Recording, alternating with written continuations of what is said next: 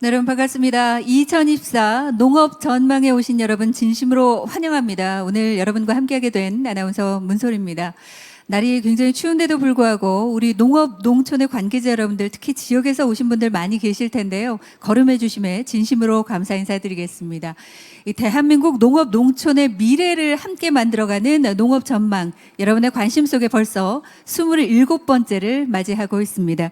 특히 올해는 기술 혁신 등으로 많이 변화하고 있는 사회와 환경에 대응을 하고 또 농업, 농촌의 새로운 성장 전략을 모색하기 위해서 불확실성 시대의 농업, 농촌, 도전과 미래라는 대주제를 선정해서 각계각층의 전문가 여러분들 모시고 다양한 논의가 이루어질 예정입니다. 여러분 끝까지 함께해 주셨으면 좋겠습니다.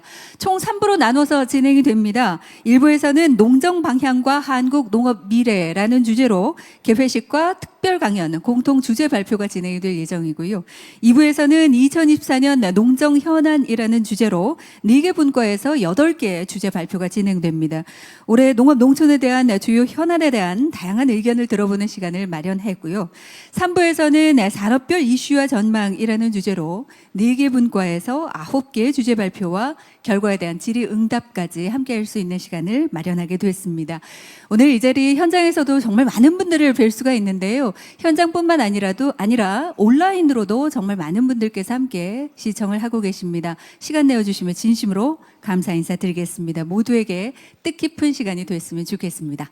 자, 그럼 지금부터 여러분과 함께 농업전망 2024를 시작하겠습니다.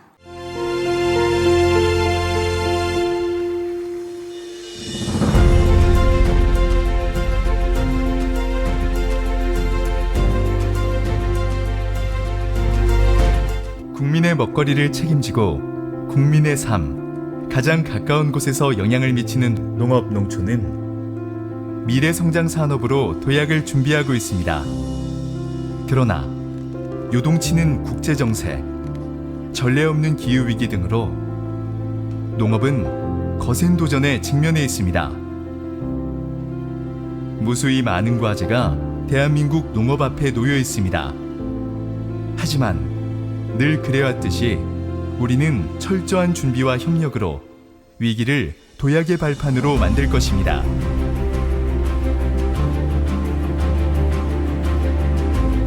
생산자의 경영 안정을 통해 안정적으로 먹거리를 제공하고 그린바이오 등 스마트팜, 신산업 생태계 강화를 통해 농업의 혁신 성장을 도모하고 기회의 땅, 농촌의 재구조화를 통해 고령화되는 농촌에 활력을 불어넣고 저탄소 사육과 지속 가능한 농업을 통해 기후 위기에 대응하며 위기를 기회로 바꿔나가겠습니다.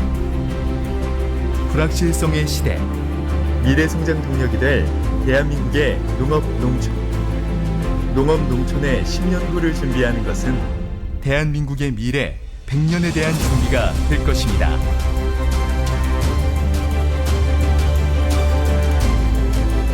농업전망 2024. 고맙습니다. 불확실성의 시대, 새로운 변화 속에서 우리는 이렇게 또 함께 모여서 농업, 농촌의 새로운 희망을 오늘 함께 찾아가 볼까 합니다. 농업의 미래가 곧 대한민국의 미래입니다. 다시 한번 함께해 주신 여러분께 진심으로 감사 인사드리면서 지금부터 본격적으로 개회식 진행하겠습니다. 먼저 국민 의례가 있겠습니다. 모두 자리에서 잠시 일어나셔서 전면에 국기를 향해 주시기 바랍니다. 거동이 불편하신 분들께서는 앉아서 이해를 갖춰 주시기 바랍니다. 국기에 대하여 경례.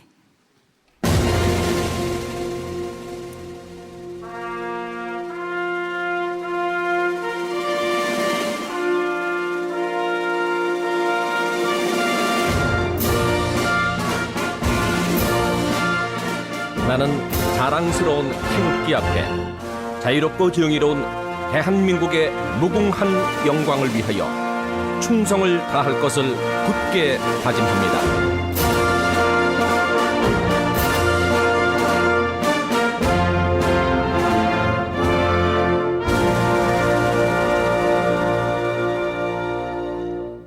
바로 모두 자리에 앉아 주시기 바랍니다. 이 의식은 생략하겠습니다.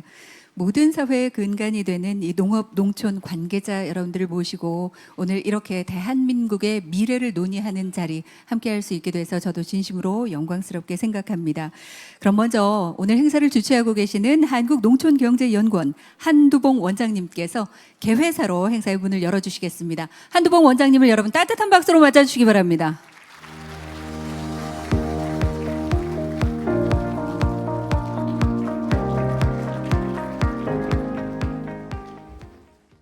네, 안녕하십니까.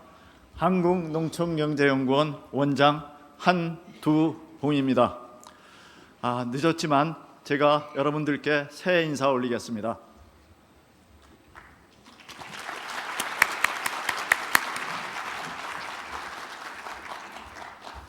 새해 모두 건강하시고 가정과 일터에 사랑과 평안이 가득하시기를 진심으로 기원합니다.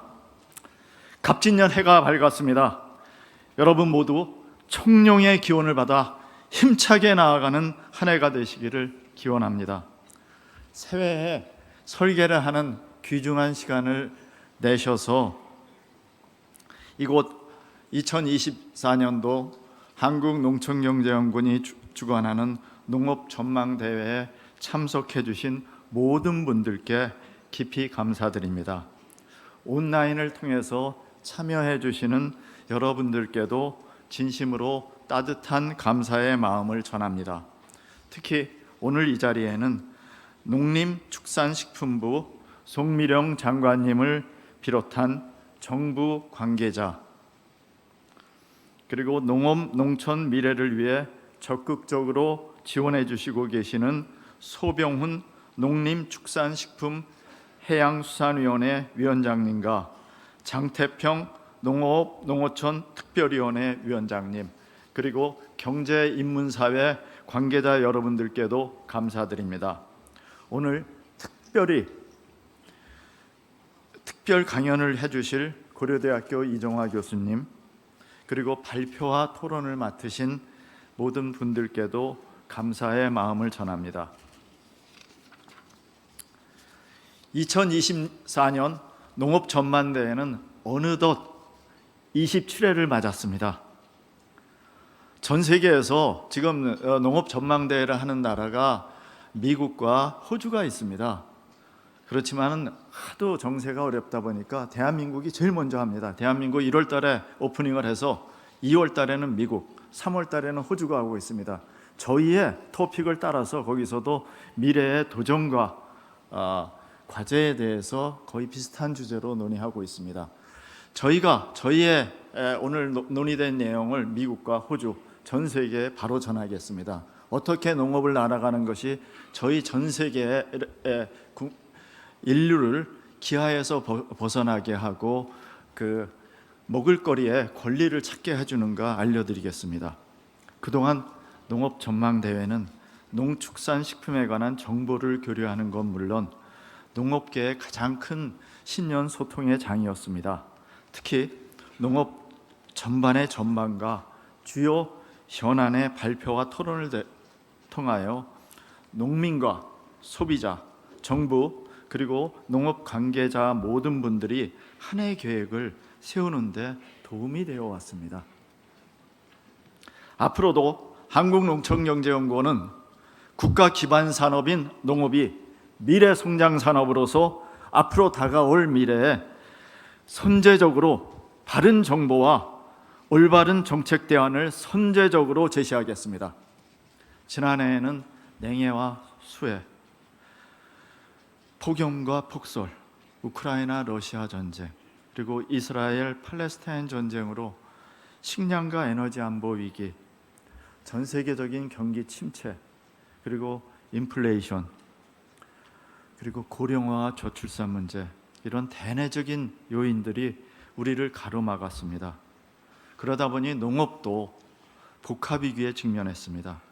이러한 불확실성 시대에 있어서 우리 농촌의 미래를 위한 새로운 기회와 희망을 찾아 나아갈 때라고 생각합니다. 2024년도 우리 경제는 점차 회복세를 보일 것으로 기대됩니다.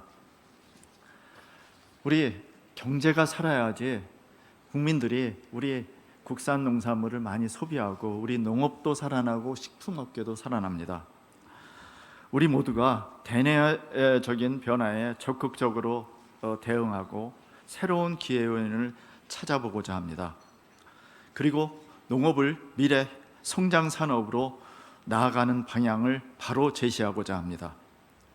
2024년 농업을 둘러싼 미래의 새로운 트렌드와 변화를 읽고 농업 농촌의 발전 전략을 찾아보고자 합니다. 올해 농업 전망의 주제는 불확실성 시대의 농업 농촌 도전과 미래로 선정하고 3개 분야 20개 주제를 준비하였습니다. 1부에서는 먼저 2024년 한국 경제 불확실성 시대의 희망의 증거는 이라는 주제로 고려대학교 이종화 특훈 교수님의 특강을 마련했습니다. 이종화 교수님은 대한민국이 자랑하는 세계적인 경제학자이십니다. 아시아에서 가장 많은 사이테이션을 갖고 있는 이종화 교수님이십니다.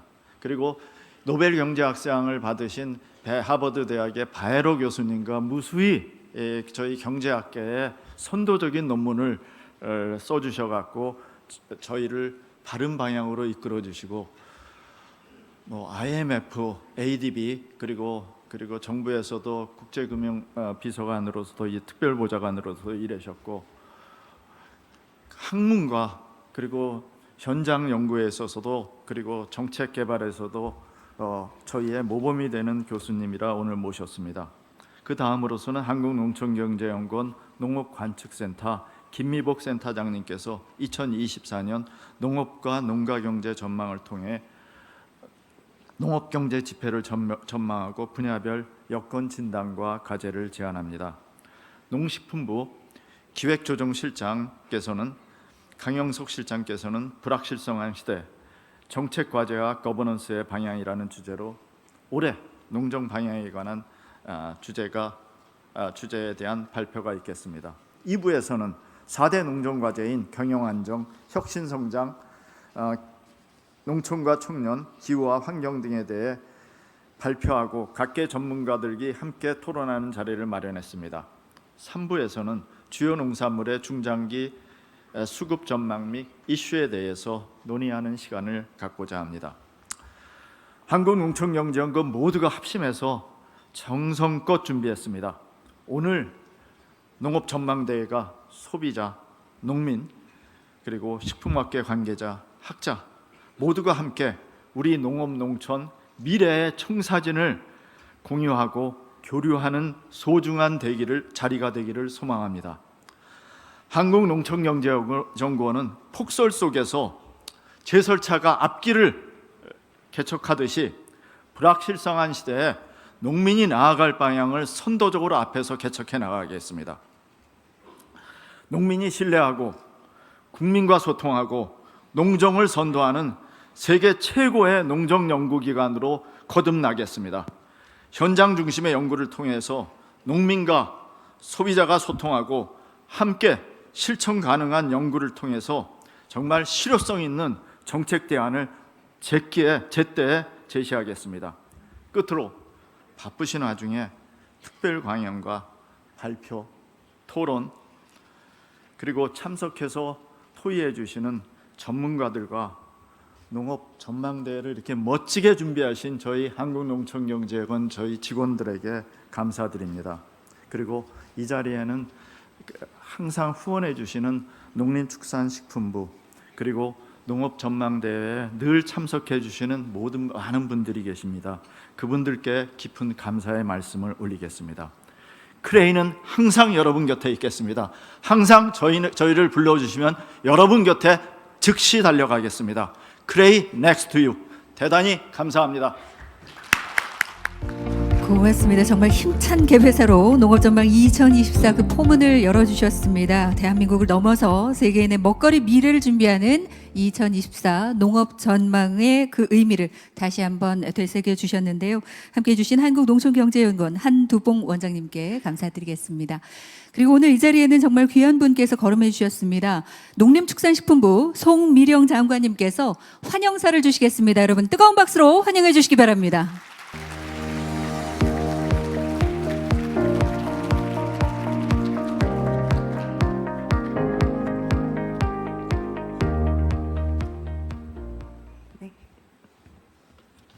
여러분 반갑습니다. 농림축산식품부 장관 송미령입니다. 다시 한번 인사 올리겠습니다.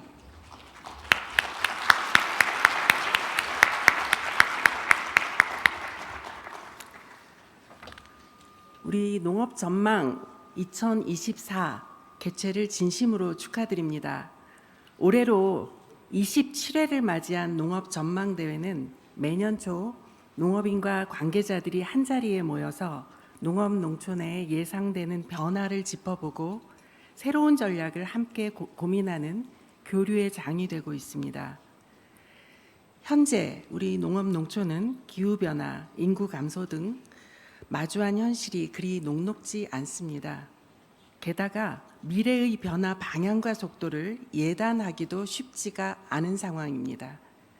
오늘 논의 주제인 불확실성 시대의 농업 농촌 도전과 미래는 그런 의미에서 더 중요하다고 생각합니다. 이처럼 뜻깊은 자리를 마련해 주신 한국농촌경제연구원 한두봉 원장님을 비롯한 관계자 여러분께 감사의 말씀을 드립니다. 또한 경험과 지혜를 나눠주실 여러 각계각층의 전문가 여러분께도 감사의 말씀을 드립니다. 무엇보다도 묵묵히 우리 농업 현장을 지키고 계시는 농업인 여러분께 깊은 존경의 마음을 담아 감사의 말씀을 전합니다. 존경하는 내빈 여러분, 지난해 우리 농업 농촌은 어려움 속에서도 혁신적인 변화와 도전으로 의미 있는 성과를 이뤘습니다. 먼저 전략작물 직불제와 가루쌀 산업화 등 쌀 수급 안정을 위해 함께 노력한 결과 수확기 평균 산지쌀값 20만 원을 달성했고 식량 자급률도 상승하였습니다. 농가의 경영 부담을 덜어드리기 위해서 1조 원의 사료자금, 2,700억 원의 비료구입비를 지원했고 재해복구비도 기존의 3배 규모로 확대하였습니다. 또한 세계적인 경기 침체 속에서도 농식품과 연관 산업의 수출액이 121억 달러를 넘어서며 역대 최대 실적을 거두었습니다. 이러한 결실은 우리 농업농촌 제도약의 중대한 디딤돌이 될 것입니다.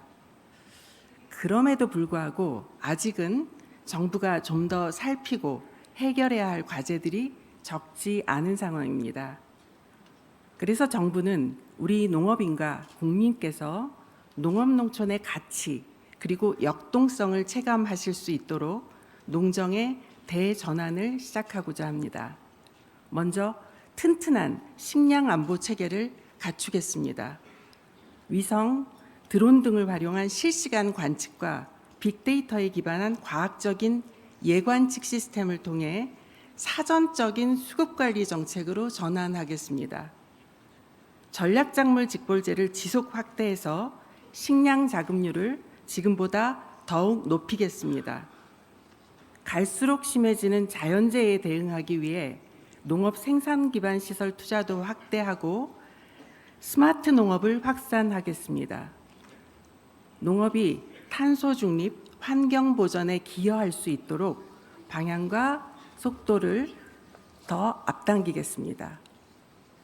두 번째로 농업인의 든든한 버팀목이 되어줄 한국형 농가소득 경영 안전망을 구축하겠습니다.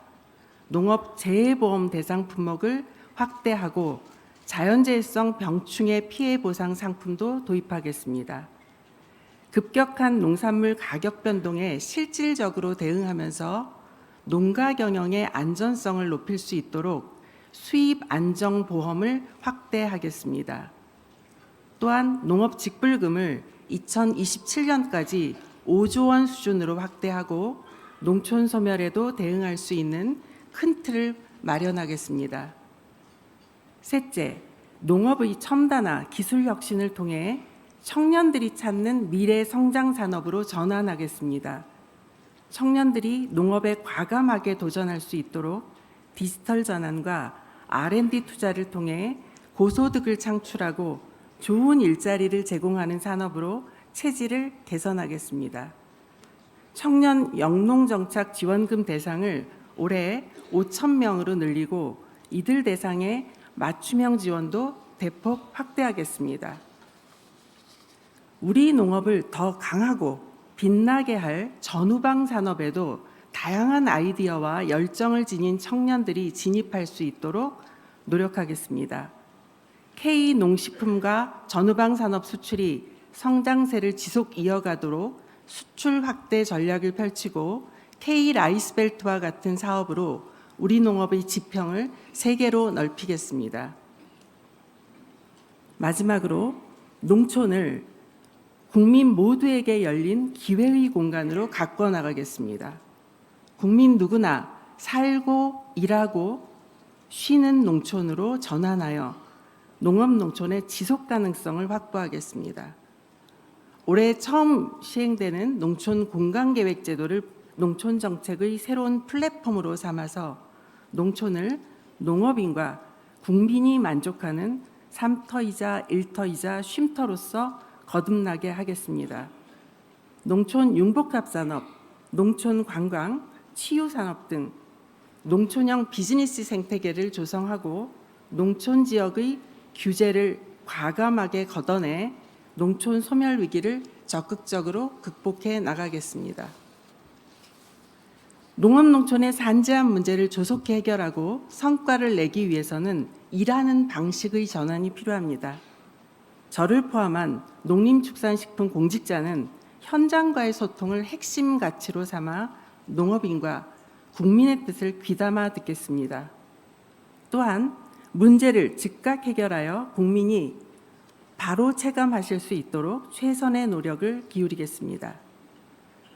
나아가 조직 내 외부에 존재하는 칸막이를 과감하게 허물어서 유관기관, 타부처, 민간의 산하견 연대와 협력을 촉진하겠습니다. 현장의 농업인께서도 자율과 책임에 기반하여 적극적으로 참여해 주시기를 부탁드립니다.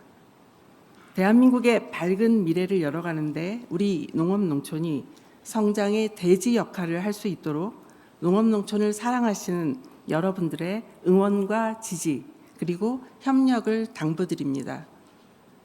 다시 한번 농업전망 2024년의 개최를 축하드리면서 갑진년 새해 여러분의 건강과 행복을 기원합니다. 고맙습니다.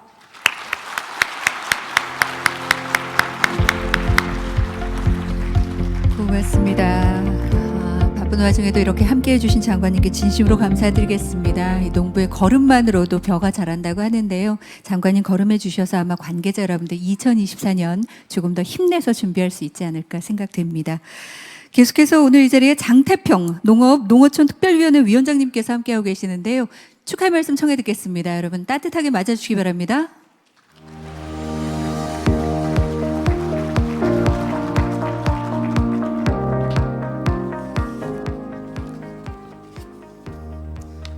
예, 안녕하십니까. 대통령 소속 농업농어촌 특별위원회 위원장 장태평입니다.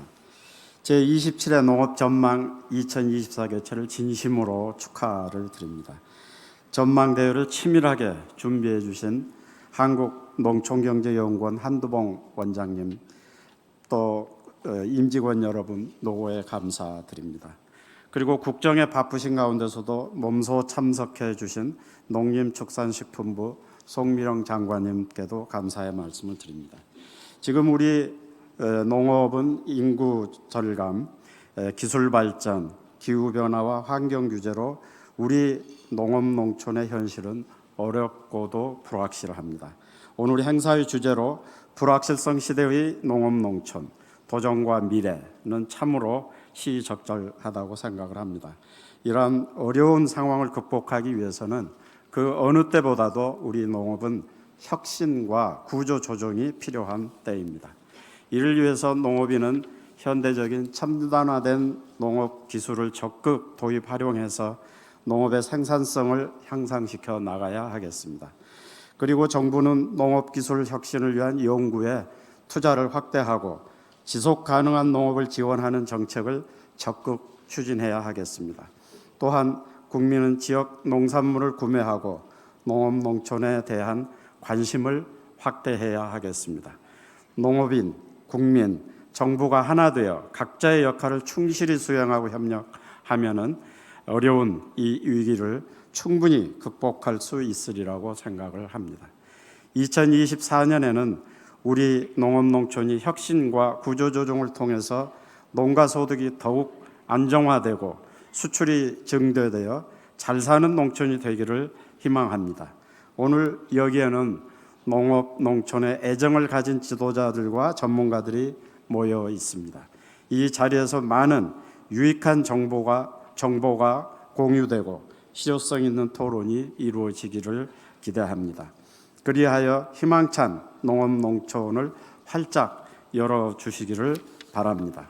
열정 있는 분들이 힘을 합하면 불가능한 일이 없으리라고 봅니다. 갑진년 새해 농업 농촌에 청룡의 기운이 넘치기를 빌며 소중한 시간을 내어 오늘 대회를 참석해 주신 모든 분들께 희망찬 한 해가 되시기를 빌겠습니다. 감사합니다. 고맙습니다. 우리 대한민국의 농업을 이끌어가고 계시는 많은 분들께 또 따뜻한 격려의 말씀 함께 해주신 장태평 농어촌 특별위원회 위원장님께 감사드리겠습니다. 그리고 오늘 특별히 이 자리에 함께하진 못하셨습니다만 이 자리 축하해 주시면서 축하 메시지를 영상으로 보내주신 분들이 계십니다. 잠시 만나볼 텐데요. 먼저 소병훈 농림축산식품해양수산위원회 위원장님의 축하 메시지 지금부터 함께 보겠습니다.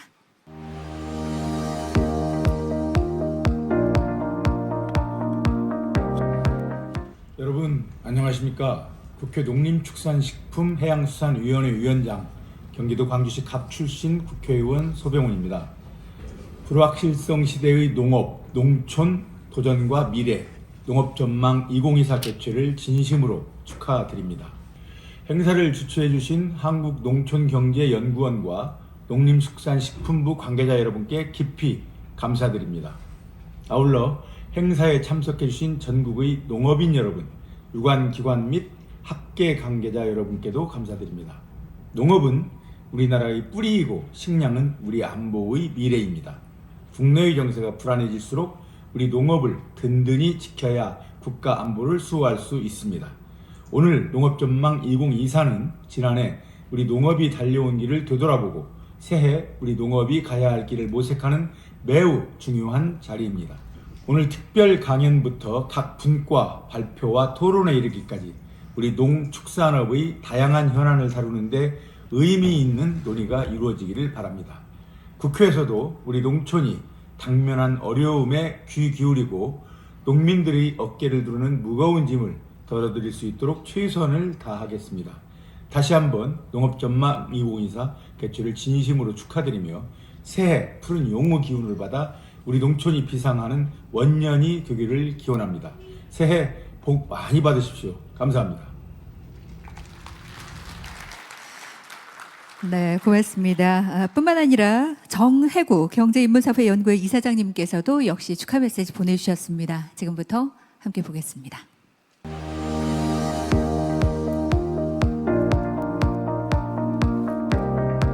여러분 안녕하십니까? 경제인문사회연구회 이사장 정해구입니다. 농업전망대회는 우리 농업농촌의 현황과 관련 동향을 분석하고 그 전망을 제시함으로써 정부의 정책 결정과 농업농촌 관계자들의 합리적인 의사결정에 도움을 주기 위한 대회입니다. 이 같은 취지의 농업전망대회가 1998년부터 시작하여 올해 27회를 맞는 만큼 농업전망대회는 농업농촌 종사인들이 함께 모여 서로 교류하고 소통하는 연중 최대의 자리이기도 합니다. 그런 점에서 2024년 새해를 맞아 오늘 개최되는 농업전망 2024 대회를 진심으로 축하드립니다. 이에 올해 전망대회를 준비해 주신 한국농촌경제연구원 한두봉 원장님을 비롯하여 한국농촌경제연구원 직원과 관계자 여러분들의 노고에 감사드립니다.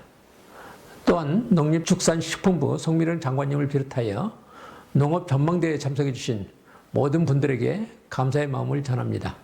올해 농업전망대회 주제는 불확실성 시대의 농업농촌, 도전과 미래입니다. 현재 농업농촌의 불확실성은 대략 다음과 같은 원인에서 비롯되는 것이 아닌가 합니다. 첫째는 식량 안보의 문제입니다. 익히 잘 알다시피 우리는 쌀을 제외한다면 식량과 곡물이 매우 부족한 나라입니다. 곡물 작업률의 경우는 20%를 약간 넘기는 정도이며 식량 작업률은 현재 50%에도 미치지 못하는 현실입니다.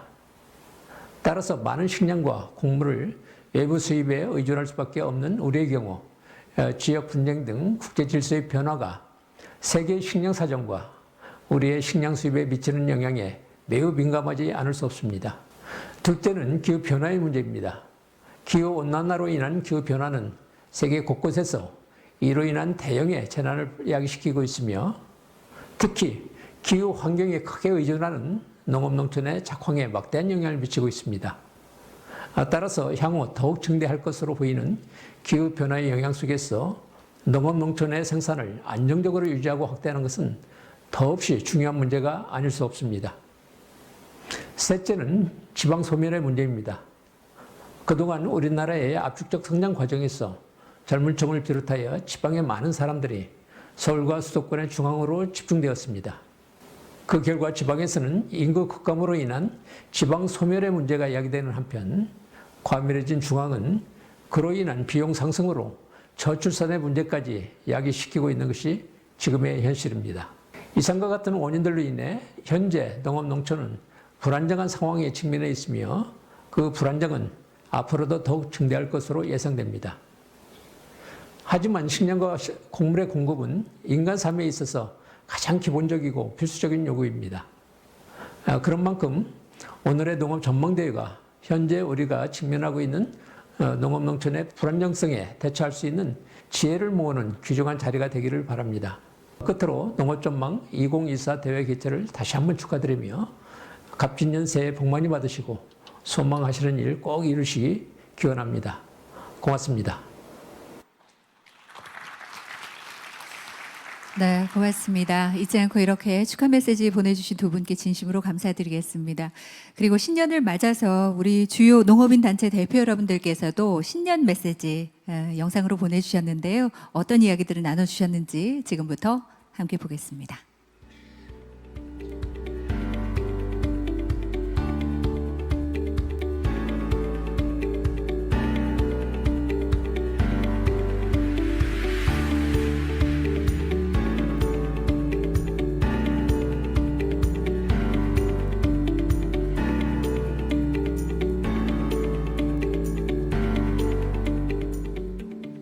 네, 다시 한번 메시지 보내주신 모든 분들께 진심으로 감사드리겠습니다. 우리 농업, 농촌을 이끌어가고 계시는 지도자 여러분들께서도 잊지 않고 이렇게 함께 해주셨습니다. 이제 본격적으로 농업, 농촌의 현안과 미래를 제시하는 농업전망 2024 제1부 농정 방향과 한국 농업 미래를 주제로 특별 강연과 주제 발표 청해 들어보겠습니다. 앞서 원장님께서 잠시 소개해 주셨습니다만 일부에서는 고려대학교 이종화 교수님께서 2024년 한국경제 불확실의 시대의 희망의 증거는 이라는 주제로 특별 강연을 해 주시겠고요. 2024년 농업 농가경제 동향과 전망, 불확실성의 시대 정책과제와 거버넌스의 방향 이렇게 두 개의 공통 주제 발표도 이어지겠습니다. 자, 그럼 먼저 2024년 한국경제 불확실의 시대의 희망의 증거는 이라는 주제의 특별 강연 청해 듣겠습니다. 고려대학교 이종화 교수님을 무대로 모시겠습니다. 여러분 따뜻한 박수로 환영해 주시기 바랍니다.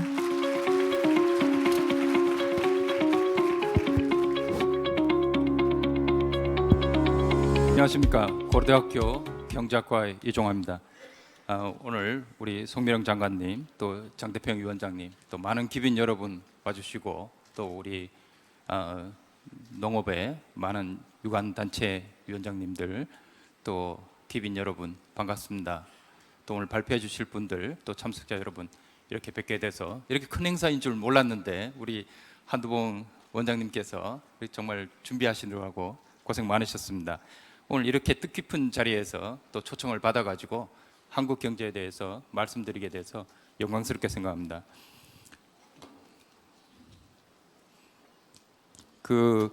지금 뭐 세계와 한국 경제에 상당한 불확실이 많아가지고 전망하기가 쉽지 않습니다. 제가 2007년부터 2010년까지는 이제 아시아개발은행의 수석 이코노미스트로 있으면서 사실 경제 전망을 많이 했습니다. 근데 이제 자주 틀립니다. 그래서 뭐 잘 아시다시피 경제학자들이 뭐 전망하는 게 잘 맞지가 않고 또 굳이 예를 들자면은 뭐 학자만 틀리는 게 아니라 정부도 자주 틀립니다. 여러분 잘 아시다시피 특히 불확실성이 크고 또 예측하지 못했던 일들이 많이 발생하는 시기에는 전망하기가 참 쉽지가 않습니다. 근데 오늘 어쨌든 뭐 최선을 다해보고요. 올 연말에 제가 얼마나 이제 전망을 잘했는지 그때 말씀해 주시면 감사하겠습니다. 하여튼 우리 또 농업, 농촌에 종사하시는 많은 분들이 또 일반 경제, 또 세계 경제가 움직이는 방향에 대해서 여러모로 또 이 파악을 하셔가지고 또 여러 계획을 세우시는데 하여튼 도움이 되는 그건 짧은 시간이지만은 그렇게 되도록 노력을 하겠습니다. 오늘 말씀드릴 내용은 이제 지금 현재 세계와 한국 경제가 어떤 방향으로 가고 있느냐, 특히 작년과 비교할 때 어떤 정말 차이가 있는지 이런 것을 가지고 이제 올해 일어날 변화를 잠시 예측해 보려고 하고요. 그다음에 이제 한국 경제로 와서 한국 경제에서는 뭐 당장의 변화도 중요하지만은 또 큰 흐름을 또 가지고 구조적인 변화를 중심으로 우리가 앞으로 미래를 어떻게 대비를 하고 또 준비를 해 나가야 되느냐 이런 문제로 말씀을 드리려고 합니다.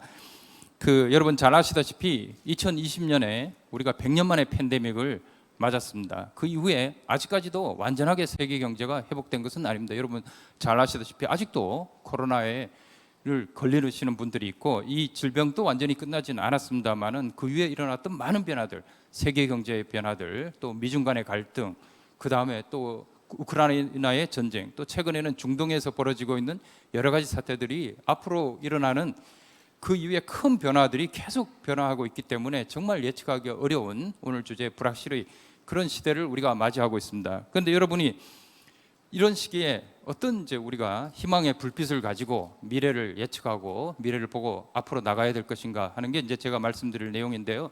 여러분 보시면은 이 사진에 저 사진의 맨 끝에 이 길이 끝에 서 있는 사람의 그 앞에는 과연 무엇이 펼쳐져 있다고 이제 생각을 하십니까? 사실 뭐 저 밑이 상당히 가파른 산길일 수도 있고 우리는 너무 불확실이 많아서 저 앞에를 볼 수가 없습니다. 저 사람은 보고 있지만은 또는 저 이후에는 정말 평탄한 길이 펼쳐지면서 더 밝은 길이 올 수도 있습니다. 다만 우리가 알고 있는 것은 뭐냐 하면은 시간은 앞으로 갈 뿐이지 뒤로 가지는 않습니다. 그러니까 뒤로 돌아갈 수는 없는 것이고 어떻게 하면은 저 앞의 길을 잘 예측을 해서 미래를 잘 대비하고 또 올 한 해뿐만 아니라 미래에 몇 10년, 20년을 내다보고 또 개인의 삶을 준비해 나가고 또 정부는 정부가 해야 될 일을 하는 그렇게 할 수 있는 그런 것을 이제 한번 말씀을 드려보려고 합니다. 그래서 2024년 이제 세계가 가고 있는 방향을 좀 이제 말씀을 드리려고 하는데요. 몇 개 이제 그래프들을 중심으로 말씀을 드리겠습니다. 왼쪽에 있는 그림은 이제 성장률을 보여주는 것인데 작년에 비해서 어느 정도 생산이 늘어나고 있느냐를 보면은 계속 플러스로 가다가 큰 이제 두 번 글로벌 금융 위기와 팬데믹 때문에 상당히 내려갔다가 이제 내려가는 방향을 보여주고 있는데요. 그 이후에 회복이 됐다가 조금씩 내려가는 경향을 보이고 있고 이게 지금 또 지속이 됩니다. 그런데 이제 많은 사람들이 뭐라고 얘기를 하냐면 세계 경제는 올해 연착륙을 할 것이다 이렇게 말을 합니다. 이 연착륙이란 말은 이제 비행기에 비유하자면은 착륙을 할 때 충돌하는 것이 아니고 천천히 내려가면서 그래도 안정적으로 성장 궤도를 유지한다는 뜻입니다. 그래서 올해는 작년에 비해서 미국 경제도 약간 내려가고 여기 보시면은 뭐 이제 IMF가 예측한 숫자를 제가 적어놨습니다.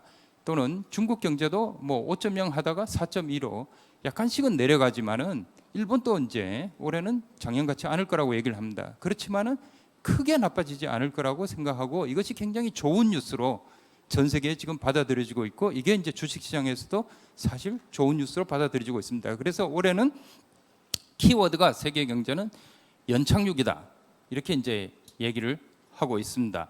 그래서 이 경제의 흐름을 그 올라가는 이 성장세를 보면은 약간씩 내려가지만은 그래도 안정적으로 올해는 유지가 될 것이고 이게 세계 경제에 지금 좋은 뉴스로 작용하고 있습니다.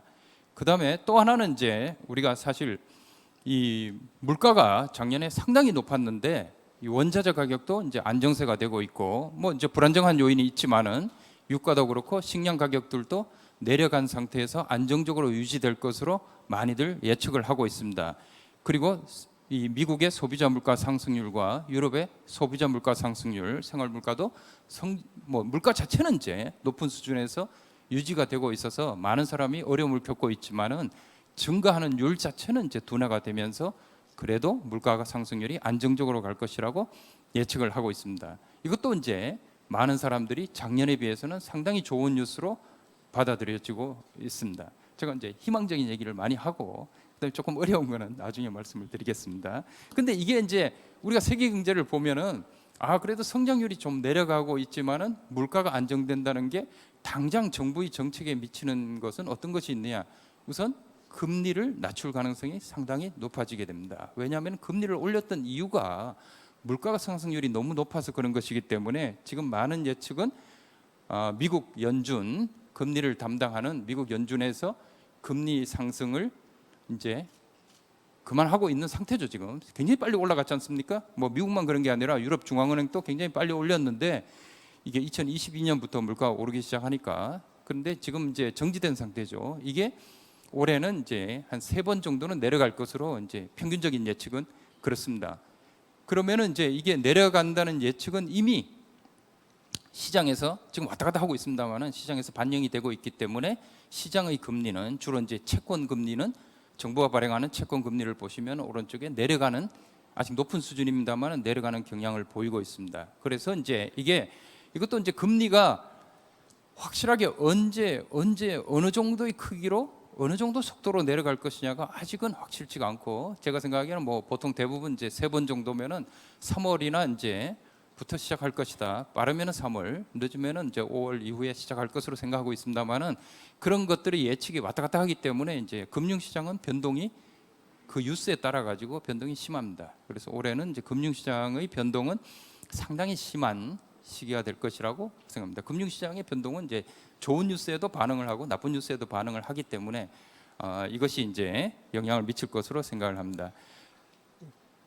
그러면은 이제 지금까지 말씀드린 것을 요약을 하면은 작년에는 사실은 경제가 이러다가 꼬꾸라치는 게 아니냐, 물가가 저렇게 올라가다가 굉장히 힘든 상태가 되는 것이 아니냐, 모든 사람이 어려움을 겪는 것이 아니냐, 금리는 계속 높아지는 게 아니냐 하는 걱정이 많았는데 올해는 이제 금리도 내려가고 물가 상승률도 좀 안정적이고 경제도 성장률이 그나마 플러스에서 계속 안정적으로 유지가 된다 그러면은 좋은 그림이라고 생각할 수 있는데 그렇지만은 이제 여전히 불확실성과 위험은 있습니다. 이게 이제 어느 정도의 크기로 작용할 것인가 하는 것은 시간이 가면서 점점 명확해지겠습니다만은 이제 우리가 잘 알고 있는 이제 지금 중국 경제에 이제 제가 오늘 뭐 더 말씀 안 드리겠습니다만은 부동산 위기나 경착륙 문제가 이제 있기 때문에 중국이 어느 정도 위기를 겪을 가능성은 충분히 갖고 있고요. 우크라이나에서의 전쟁도 장기화될 수 있고 지금 중동에 대한 걱정도 상당히 많습니다. 주로 지정학적 위기가 상당히 많은 시기고 이게 하나하나는 뭐 어느 정도까지 예측이 되어 있기 때문에 큰 문제로 작용하지는 않을 것이라고 생각을 하는데 이게 여러 가지가 한꺼번에 겹치게 되면은 이제 소위 복합위기, 퍼펙트 스톰, 그러니까 완전한 폭풍의 형태를 띠게 되면서 배가 뒤집히는 그런 상태가 될 것이라는 이제 전망이 아직도 있습니다. 그 전망이 이제 어느 정도 가시화될 것이냐는 이제 한 3개월 정도는 지나봐야 알 수 있는데 위험이 완전히 사라지지는 않았다 이렇게 생각을 하시면 될 것 같습니다. 지정학적 위험은 뭐 어느 정도 무엇에 영향을 미칠 것인가? 예를 들어서 뭐 우크라이나에 문제가 생기면은 그 자체로 또는 중동에서 그 문제는 뭐 크지 않지 않느냐 이렇게 생각할 수 있지만은 중동의 부분을 통해 가지고 해상의 운송 문제에 영향을 미치게 되니까 국제 교역에 이제 영향을 미치게 되는 거죠. 그래서 지금의 전망은 사실 2023년에는 국제 교역 양이 하나도 거의 늘질 않았습니다. 그런데 올해는 2% 앞으로 3% 증가할 것이라고 이제 세계은행에서도 예측을 하고 있고, 이런 전망들이 사실 무역에 의존하는 경제들에게는 상당히 좋은 뉴스입니다. 그렇지만은 이제 이 중동을 중심으로 지정학적 위기가 점점 높아지고 있기 때문에 이 문제에 대해서는 이제 앞으로 좀 더 지켜봐야 되겠습니다만, 지금의 일반적인 전망은 이제 국제 교역이 증가하면서 무역이 회복될 것이라고 이제 생각을 하고 있습니다. 그럼에도 불구하고 사실 지금 미국에 올해도 이제 선거가 있고, 또 전체적으로 봐서 선진국 경제들이 코로나 이후에는 자국 경제를 우선으로 하지 세계 경제에 대해서 안정적으로 성장하기 위해서 이제 양보하는 그런 시스템은 이제 많이 무너졌습니다. 또 심지어는 이제 경제를 무기로 삼아 가지고 경제 봉쇄를 한다든가, 또는 여러 가지 이제 압력을 넣는데 사용하거나 관세를 올리거나 비관세 장벽을 크게 하고, 그 다음에는 이제 좀 더 우호적인 국가들과만 무역을 더 많이 하거나, 자기 나라의 투자 기업을 자기 나라로 돌아오게 하거나, 이런 이제 위험을 축소하는 전략을 하기 때문에 이것이 세계 경제를 이제 분열시키는, 우리가 이제 지정학적인 분열이라고 부릅니다만은, 이 분열 현상이 계속되기 때문에 지정학적 위기는 지속될 것으로 생각을 하고 있습니다. 이것이 이제 한국에는 경제뿐만 아니라 안보에 상당한 위협 요인으로 올해도 계속되게 돼 있고, 이랬을 때 이제 우리는 이제 사실 미국뿐만 아니라 중국에도 이제 의존하는 경제이기 때문에 무역 면에서 상당히 이제 어려운 상황이 지속될 것으로 이제 생각하고 있기 때문에 여기에 대한 대비가 굉장히 중요한 시기가 되겠습니다. 그리고 저도 이제 최근에 국제 회의 때문에 미국에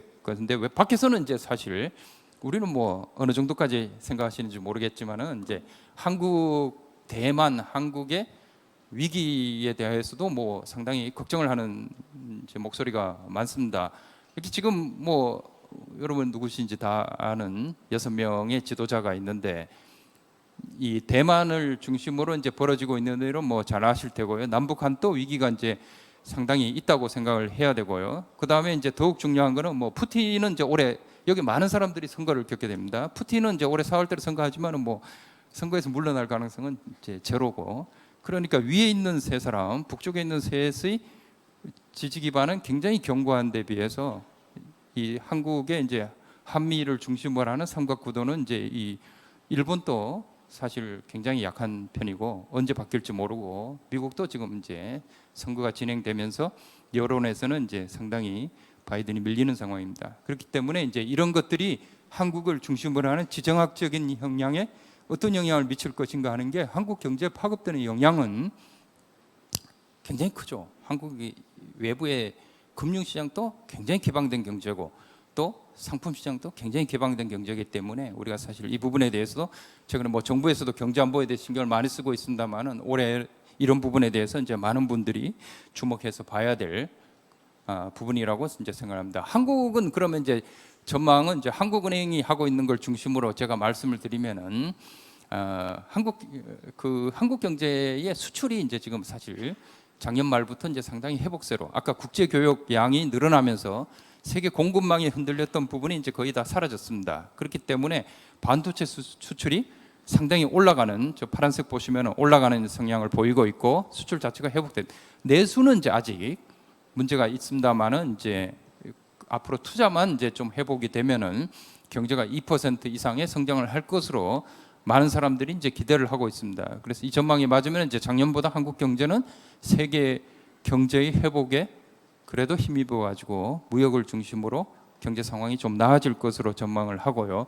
더더욱이나 이제 서민들 입장에서는 이제 그동안에 이제 문제가 되던 고물가나 고금리 부분에서 그래도 물가가 이제 상승률이 내려가고, 그 금리도 이제 내려갈 것으로 예상을 하면은, 한국의 그 오른쪽 그림을 보시면은 그 한국 금리하고 이제 미국 금리가 섞여져 있는데, 시장 금리인데 구별이 안 되실 정도로 같이 움직여 나갑니다. 굉장히 개방된 경제이기 때문에 사실 국제 시장에서 이 금리를 따라서 한국 금리가 움직이기 때문에, 결국 미국 금리가 어떻게 움직이냐가 한국의 금리를 많이 결정하게 되고, 그 아까 전망에 이루어서 미국이 금리를 낮춘다 그러면은 한국의 금리도 내려가고, 이것이 이제 여러 가지 금융시장에, 주식시장, 채권시장에 영향을 미칠 것으로 예상을 되고요. 그리고 이제 고금리, 고물가에서 이제 좀 내려간다고 하면은 아무래도 민생 경제에는 도움이 되는 그런 상황이 될 것 같습니다.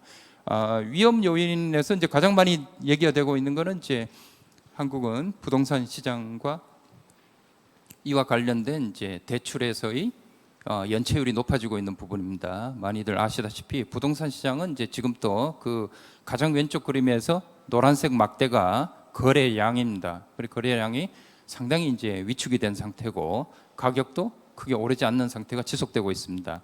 그리고 이제 제일 오른쪽 그림에 있는 부동산 PF 대출 잔액이 134조에 달하고 굉장히 80몇 조에서 5년 만에 그렇게 올라갔습니다. 굉장히 많이 증가했고 그 연체율이 특히 증권사의 PF는 연체율이 굉장히 많이 올라간 상태입니다.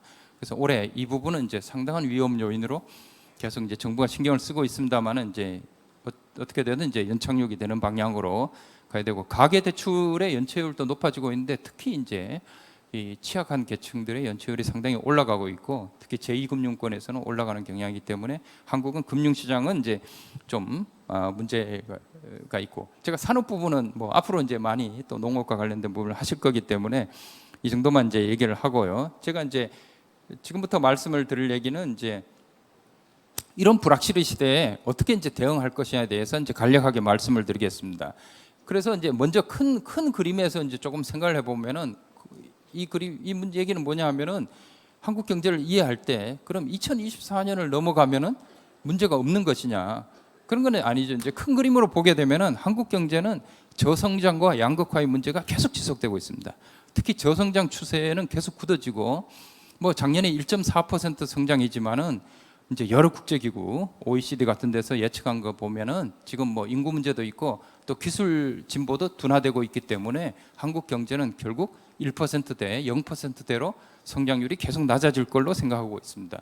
더더욱이나 한국 경제는 90년대까지만 해도 사실 전 세계에서 상당히 평등한 국가였지만은 그 이후에 이 불평등도는 여기서는 이제 제가 상위 10%의 소득 비중으로 이제 예측을 했는데 전 세계의 다른 나라들도 많이 그 시기에 증가를 했습니다. 무역 부분도 있고 기술 부분도 있고 여러 가지 요인이 있습니다만은 어쨌든 소득 불평등도가 굉장히 높아졌습니다. 이 두 가지는 저성장과 양극화의 문제는 사실 이게 해소되지 않으면은 국민들의 경제적인 어려움은 굉장히 큰 것이죠. 그러니까 사실 이 두 문제를 어떻게 해결할 것이냐가 올 한 해 이상을 한국 경제 구조적인 문제의 큰 부분이라고 생각할 수가 있습니다. 왜냐하면은 국가 경제를 우리가 이제 문제를 크게 보면은 사실 성장하는 부분, 이 소득이 늘어나야 되니까, 그다음에 안정을 시키는 부분, 그다음에 분배의 평등이 같이 이루어져야 되는데 이걸 이루려면은 누구 한 사람이 할 수 있는 건 아니고 여러 가지를 같이 합쳐 갖고 해야 되는데 경제학에서는 이제 최소한 세 가지, 결국 사람과 기술과 정부의 정책과 제도가 이 세 가지가 잘 합쳐져야 결국 경제가 이제 여러 가지 문제를 해결할 수 있다고 생각을 하는데 대내적인 환경과 대외적인 환경이 상당히 문제가 많으면은 이 문제를 해결하기가 점점 힘들어집니다. 대내적인 환경은 여러분이 잘 아시는 큰 그림, 아까 우리 또 여러 말씀이 있으셨습니다만 인구의 고령화와 저출산 문제가 사실 굉장히 큰 문제고 대외적인 환경은 아까 말씀드린 이제 미중 갈등을 포함한 지정학적 위기가 국제 이 환경에 사실 의존해야 되는 한국 경제에는 굉장히 어려운 상황이라고 생각할 수가 있습니다. 그래서 이제 이 문제를 그러면은 이제 잘 해결해 나가면 되지 않느냐 이렇게 생각할 수 있는데 제가 이걸 해결해 나가려면은 제가 좀 전에 그림에도 이제 보셨습니다만은 뭐 인적 자원, 기술, 제도 정책을 잘 해 나가야 되는데 지금 어느 부분도 만만치가 않습니다. 인적 자원은 이제 저출산 고령화뿐만 아니라 사실 그 신기술을 습득하기가 기술 발전 속도가 너무 빨라가지고 이거 참 적응해 나가기가 쉽지 않죠.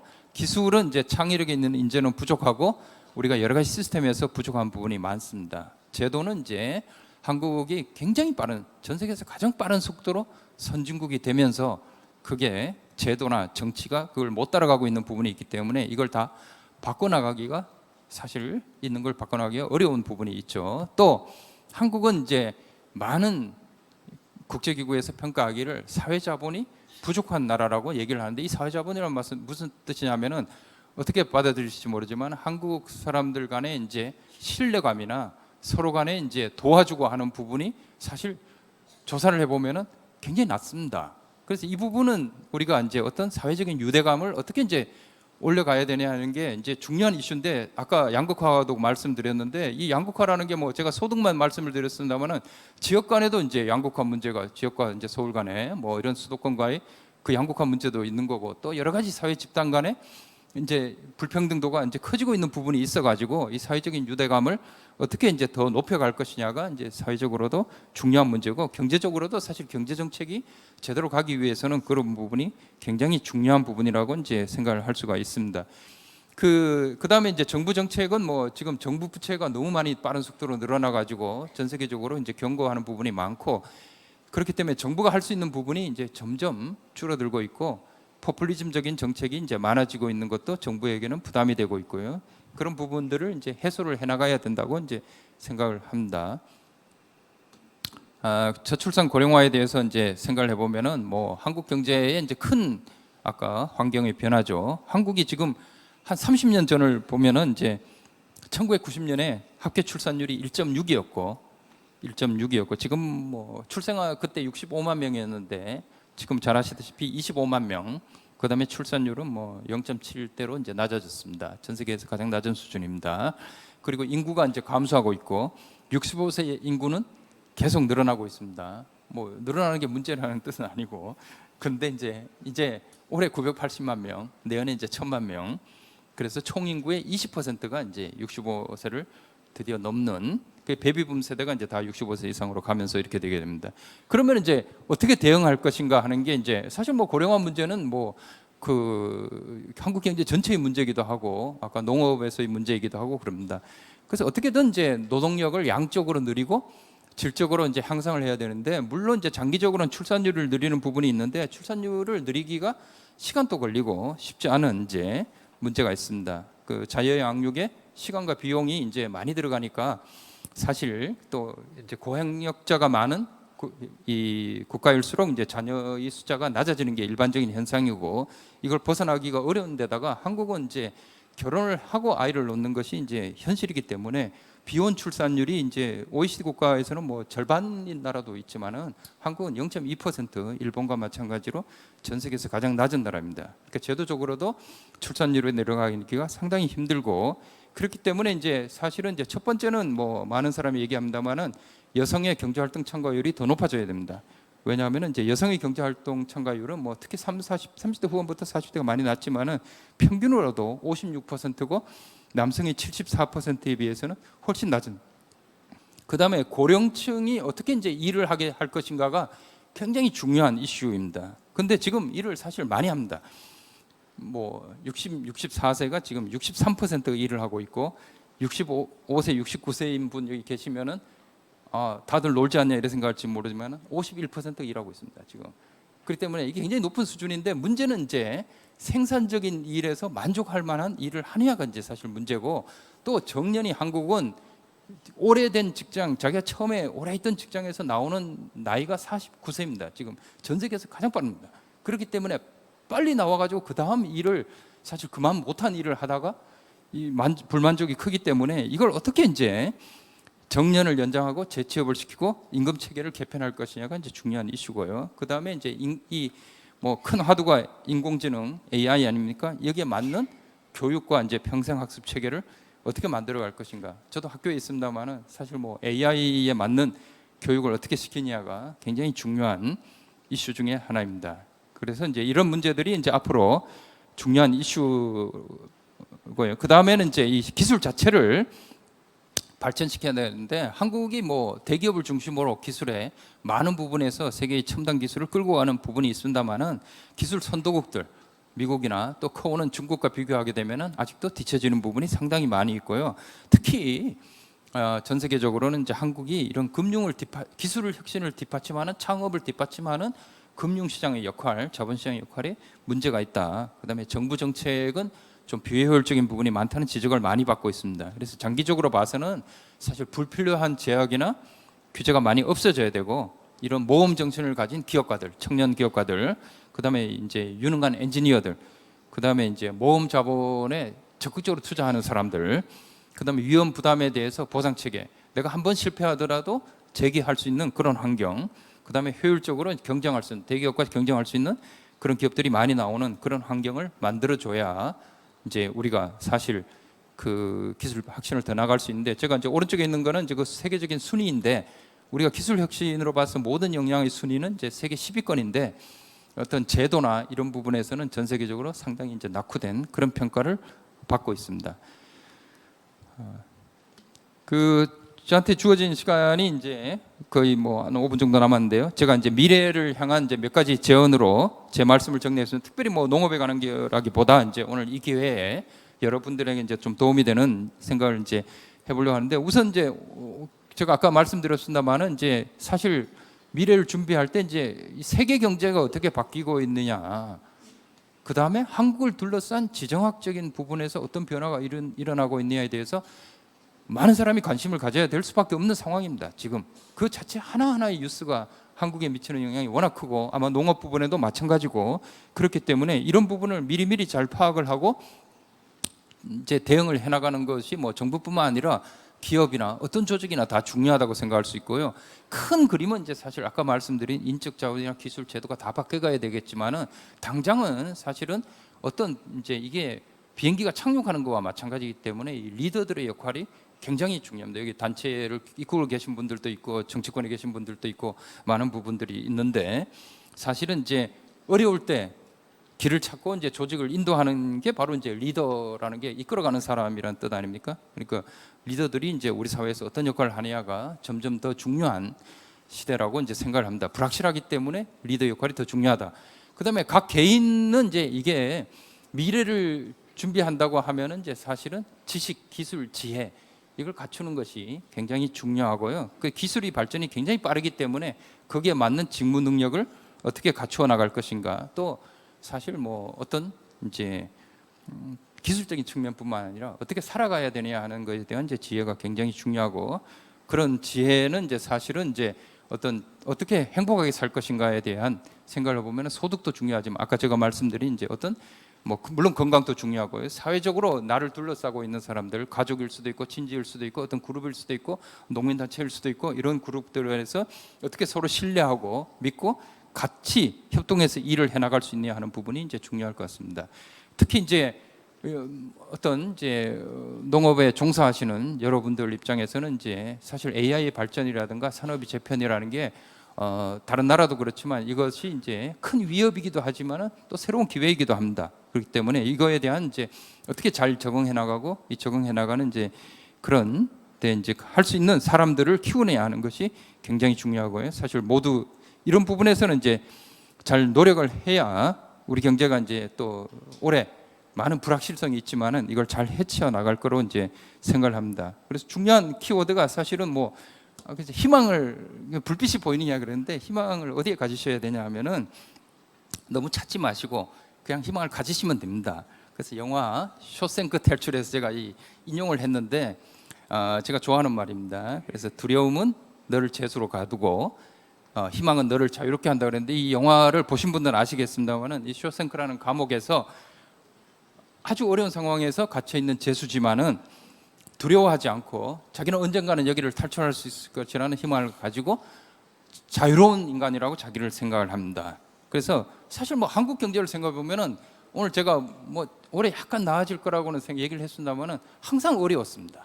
그리고 어려울 때가 뭐 반세기 동안 지금보다 더 어려울 때는 수없이 많았습니다. 그렇지만 이제 이걸 잘 헤치고 나왔는데, 그 헤칠 때마다 사실은 모든 국민의 힘을 합쳐가지고 열심히 하고 또 그런 걸 끌어가는 리더들의 역할이 있었습니다.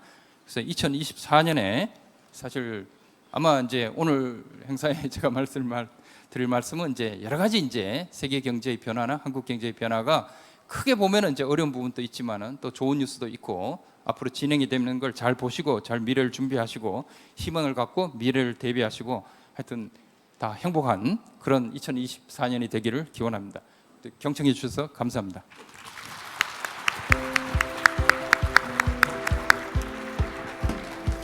고맙습니다. 이 농업, 농촌뿐만 아니라 전반적인 이 한국 경제의 2024년을 내다볼 수 있는 정말 멋진 강연을 함께 준비를 해주셨습니다.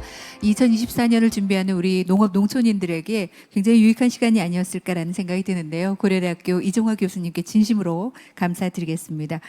계속해서 이제 공통 주제를 가지고 여러분과 얘기 나누는 시간을 갖겠는데요. 먼저 첫 번째 발표는 2024년 농업 농가 경제 동향과 전망이라는 주제입니다. 한국농촌경제연구원 김미복 농업관측센터장님께서 준비해 주셨습니다. 여러분 따뜻한 박수로 맞아주시기 바랍니다.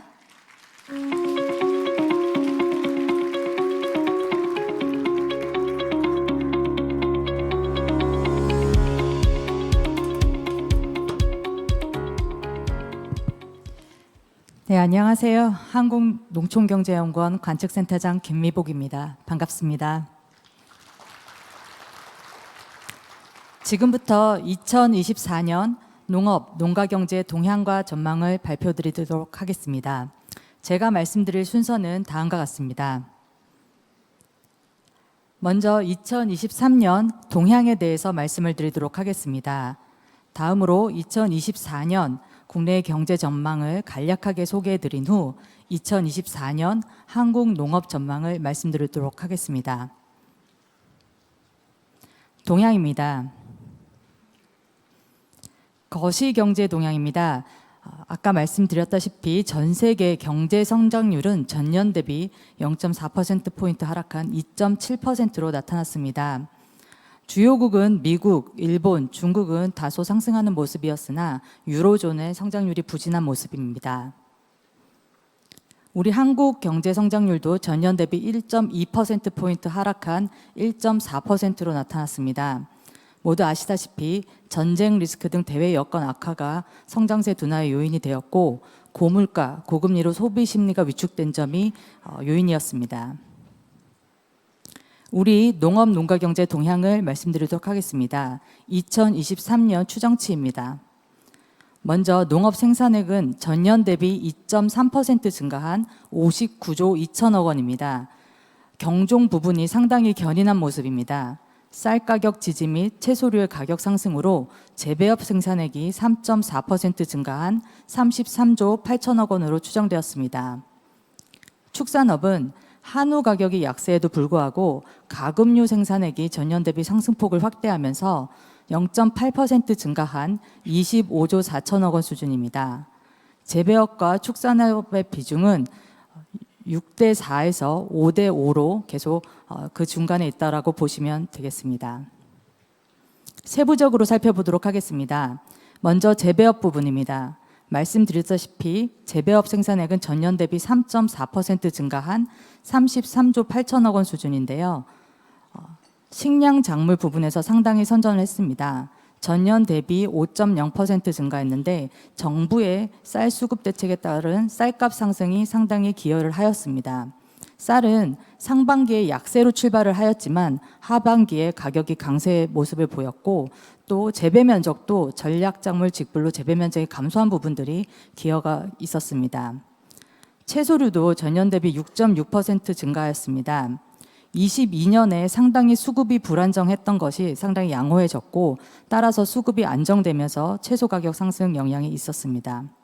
다만 과실류는 모두 아시다시피 23년상 과실 생산량이 크게 감소하면서 전년 대비 1.6% 감소한 수준입니다. 축산업 부분입니다. 축산업 생산액은 전년 대비 0.8% 증가한 25조 4천억 원 수준으로 추정되었습니다. 우제류에서는 한유구와 돼지 생산액이 감소되었는데 한우를 중심으로 말씀을 드리면 상반기에는 도축 마리수 증가로 가격이 상당히 약세에 있었고 하반기에 소비진적 정책으로 가격 하락폭이 완화가 되었지만 연중 계속 가격 약세 부분들이 있었기 때문에 많이 반영이 되었습니다. 다만 가금류에서 질병으로 인한 여러 가지 가축 질병으로 인한 생산성 저하라든지 살처분 물량이 감소하면서 도축 마리수가 감소해서 가격 상승폭이 확대가 되었습니다. 따라서 유경계, 오리 생산을 모두 크게 증가한 부분들이 반영이 되었습니다. 우리 농가 소득은 23년 추정치는 전년 대비 4.7% 증가한 4,830만 원 수준으로 저희 추정하였습니다. 먼저 농업소득을 말씀을 드리면 전년 대비 12.9% 증가하여서 1,000만 원대를 회복한 모습입니다. 보험금 등 농업 잡수입 부분이 기여를 하였던 농업 총수입이 증가 영향 부분들이 있었고요. 특히 경종 농가를 중심으로 경영 부담이 크게 방어가 되었습니다.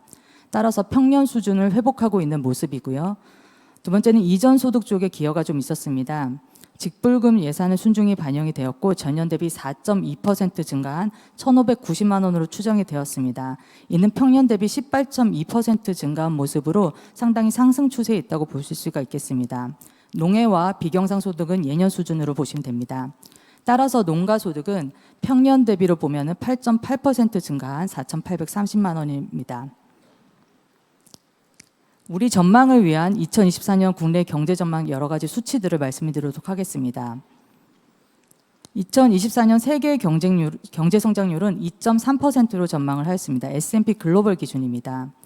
고금리 영향과 서비스 수요가 약화된 부분들이 있어서 전년 대비 0.4%포인트 성장이 둔화된다고 보았고, 주요국 미국, 중국, 일본 같은 경우에는 지난해 상승폭이 컸던 부분만큼 조정이 좀 됐다고 소폭 조정이 된 모습입니다. 다만 유로존은 여러 가지 전쟁 리스크의 파급 효과가 계속 장기화되면서 계속 하락하고 있는 추세로 전망이 되었습니다. 우리 농업 부분에 여러 가지 영향을 미치는 국제 유가 말씀드리도록 하겠습니다. 2024년 국제 유가는 전년 대비 상승하는 전망입니다. 아주 소폭 상승할 것으로 보이는데요. 원유 수요의 증가세가 공급 증가세를 소폭 상회하면서 EIA WTI 기준으로 봤을 때 배럴당 약 78달러 수준으로 보시면 됩니다. 2023년 추정이 77.58달러이고 연간으로 봤을 때 78달러이고 그 아래 계속 하락하는 추세를 확인하실 수가 있겠습니다. 그래서 연간으로 보면 78달러이기 때문에 우리 영농 강렬비 부담이 있는 농가들의 경우에는 지난해와 유사한 수준의 경영 부담이 있겠다라고 보시면 되겠습니다. 두 번째로 국제곡물 부분입니다. 다행히 2024년의 국제곡물 선물 가격 지수는 계속 하락할 전망입니다. 여러 수출국의 기상 여건이 개선이 되면서 생산량이 증가할 것으로 저희가 보고 있고, 또 재고율도 계속 상승을 하면서 선물 가격 지수는 122.5를 전망을 하였습니다. 선물 가격 지수는 아래 표에서 확인하는 바와 같이 2022년도에는 172포인트까지 올랐다가 2023년 143.3, 2024 전망치는 중에 하반기에는 120.9까지 저희가 전망을 내려갈 것으로 전망을 하고 있고요. 연간으로 보시면 122.5입니다. 다만 여러 가지 아시다시피 러시아 우크라이나 전쟁의 장기화라든지 엘니뇨 등의 기상 이변의 가능성이 있기 때문에 불확실성 요인은 존재한다라고 보이지만, 그래도 장기 추세로 저희 선물 가격 지수는 좀 하락할 것으로 보여서 사료비 부담이 상당 부분 완화될 것으로 기대가 됩니다. 환율입니다. 원달러 환율은 강세 전망입니다. 미국의 기준금리 인하 가능성이 있고 우리 반도체 업황 개선 등으로 1287원 달러를 전망을 하고 있고요. 다만 고금리의 장기화, 기본적으로 금리 수준은 높은 수준이기 때문에 고금리가 장기화된다든지 지정학적 리스크 같은 것들이 있기 때문에 불확실성 요인은 존재한다고 봅니다. 2023년 기준으로 1,300원대였으나 2024년 전망은 1,287원이고, 아시다시피 환율은 모두 그 사이에 낙폭, 변동성이 좀 높을 것으로 보고 있습니다. 이에 우리 한국 경제 성장률은 기획재정부 기준으로 2.2% 전망하고 있습니다. 수출과 설비 투자를 중심으로 하반기에 회복세가 강화될 것으로 보이고, 여러 가지 요인으로는 세계 교역 확대라든지 신산업 경쟁력 확보를 위한 투자 확대라든지 그런 것들이 긍정적인 요인으로 작용을 하고요. 다만 고물가 고금리 부담으로 소비 회복세는 다소 제약이 있을 것으로 기대가 됩니다. 소비 회복세는 제약이 있을 것으로 전망이 되어서 2점대 초반대를 전망을 되었습니다. 이제부터 우리 한국 농업 전망치를 발표하도록 하겠습니다. 먼저 생산 전망입니다. 우리 농업의 생산 기반이라고 할 수 있는 경제 면적과 도축 마리수, 사육 마리수를 말씀드리도록 하겠습니다. 경지 면적입니다. 2024년 경지 면적은 0.6% 감소한 150만 7천 헥타르로 전망이 되었습니다. 여러 가지 농지 전용의 수요가 있기 때문에 경지 면적은 감소 추세가 계속될 것으로 보이고요. 다만 경지 면적이 감소하는 추세보다 농가 호수가 줄어드는 추세가 속도가 더 빠를 것으로 저희가 전망을 하였기 때문에 농가 호당 경지 면적은 전년 대비 0.2% 증가한 1.5헥타 수준으로 전망을 하고 있습니다. 가축 사육 마리수 말씀드리도록 하겠습니다. 2024년 가축 사육 마리수는 0.8% 증가한 1억 9,570만 마리로 전망이 되었습니다. 우제류와 가금류의 방향성은 다소 상이한데요. 올해 축산 부분의 경영비 부담이 상당 부분 완화될 것으로 저희는 기대를 하지만 이제까지 축산 농가들이 상당히 어려움을 겪었기 때문에 축산 부분의 경영비 부담이 있었던 점, 그리고 여전히 산지 가격이 약간 약세인 점이 송아지 입식 마리수 감소를 야기했다고 보았습니다. 그래서 전년 대비 1.7% 감소한 1,500만 마리로 추세가 되었습니다. 가금류는 다만 기본적으로 가축 질병 부담에서 많이 회복되는 모습입니다. 그래서 오리 사육 마리수가 회복되고 유경 종계 입식 마리수도 확대에 영향이 있어서 전년 대비 1.0% 증가한 1억 8,060만 마리로 전망이 되었습니다. 농업 생산 전망 말씀드리도록 하겠습니다. 2024년 농업 생산액은 전년 대비 0.6% 증가한 59조 5천만 원으로 전망이 되었습니다. 작년 2023년에 상당히 좋았던 여러 가지 품목류는 조금 조정을 받을 것으로 저희가 전망을 하였고, 작년 한 해 좋지 않았던 것들이 상당히 개선되는 모습 요인들이 있었습니다. 먼저 식량작물 말씀드리도록 하겠습니다. 재배 면적이 감소하면서 식량작물 생산량은 다소 감소할 것으로 보이고요. 다만 쌀 수급 여건 개선에 따라서 쌀 수급 여건이 개선되고 제거 부담이 관건이기 때문에 쌀 가격이 약세로 간다면 0.1% 감소할 것으로 보았습니다. 채소류가 작년 한 해 굉장히 가격이 좋았기 때문에 가격 조정이 있다고 저희는 영향을 있다고 보았고요.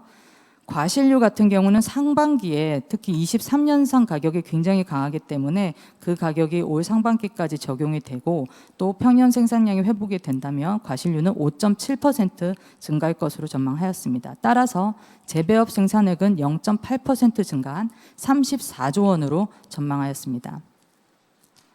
올해는 한유구 쪽에서 좋을 것으로 예상이 됩니다. 도축 마리수가 증가를 하지만 하반기에 입식 마리수의 추세로 보았을 때 하반기에 가격이 안정될 것으로 전망이 됩니다. 이것이 반영이 되어서 한유구가 2.9% 증가할 것으로 전망이 되었고, 돼지 같은 경우에는 도축 마리수는 감소를 하는데 재고 부담이 있기 때문에 가격이 보합될 것으로 전망이 됩니다. 따라서 소폭 감소할 것으로 전망이 됩니다. 유경계는 도축량이 증가함에 따라서 가격이 조정이 돼서 4.5% 감소할 것으로 예상이 됩니다. 결국 축산업 생산액은 아주 소폭 증가한 25조 5천억 원 수준으로 저희가 예상을 하고 있습니다. 부가가치 말씀드리도록 하겠습니다. 중간지 부분이 제외된 부가가치는 전년 대비 6.6% 증가한 35조 5천억 원 수준입니다. 재배업 부분에서 여러 가지 투입재비 부담이 완화되면서 27조 7천억 원이고요. 축산업 부분에서도 23년 대비하면 사료비나 가축 구입비가 굉장히 많이 하락할 것으로 기대가 되어서 19.6% 증가한 7조 7천억 원으로 추산되었습니다. 호당 경영비, 농가 경제 말씀드리도록 하겠습니다. 먼저 호당 경영비입니다. 2024년에 호당 경영비는 다행히 전년 대비 2.5% 감소할 것으로 전망이 되었습니다. 여러 가지 투입재비, 사료비, 투입재비, 가축구입비, 여러 가지 비료비라든지 농약비라든지 모든 것들이 23년도 3, 4분기까지 나온 지표들이 나쁘지 않았기 때문에 저희가 이를 반영해서 적용을 하였습니다. 이에 2024년 농가 소득은 조금 개선될 것으로 보입니다. 2.8% 증가하여서 4,970만 원으로 저희가 추세를 하고 있고요.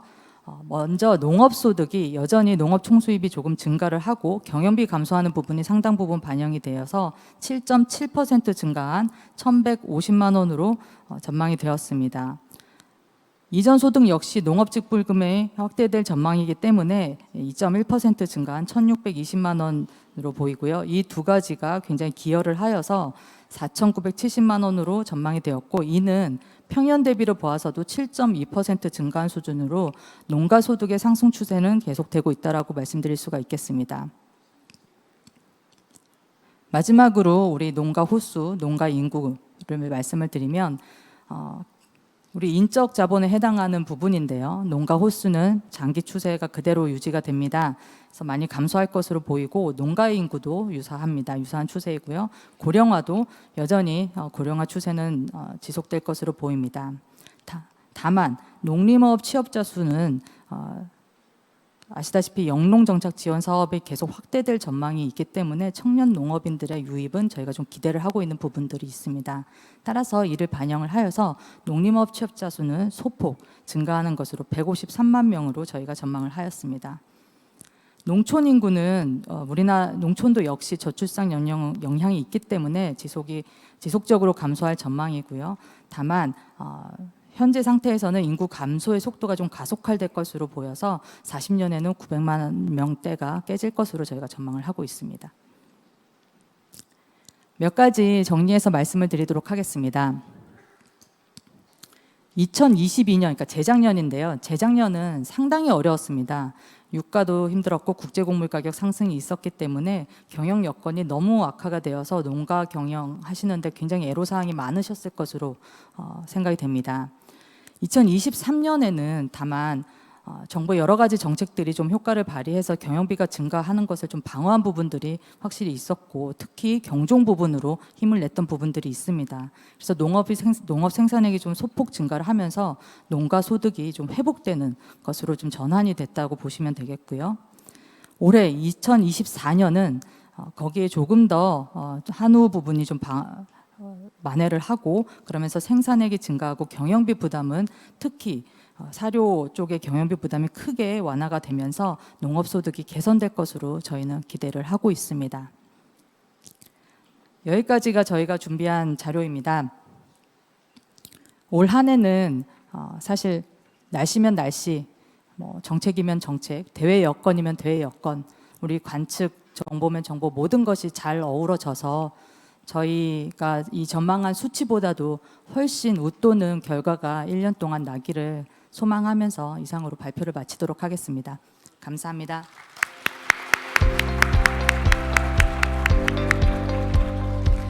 네, 고맙습니다. 통계를 기반으로 해서 이 올 한 해 농가 경제 동향과 전망을 함께 해주셨습니다. 업종별로 나눠서 함께 여러 가지 정보를 드렸기 때문에 여러분께 유익한 시간이 되지 않았을까 생각됩니다. 김미복 농업관측센터장님께 감사드리겠습니다. 이제 1부의 마지막 강연이 되겠는데요. 농림축산식품부 강형석 기획조정실장님께서 준비해 주셨습니다. 불확실성의 시대 정책 과제와 거버넌스의 방향을 주제로 우리 정부의 정책 방향까지 함께 여러분께 소개를 해드릴 텐데요. 강형석 실장님을 여러분 따뜻한 박수로 맞아주시기 바랍니다.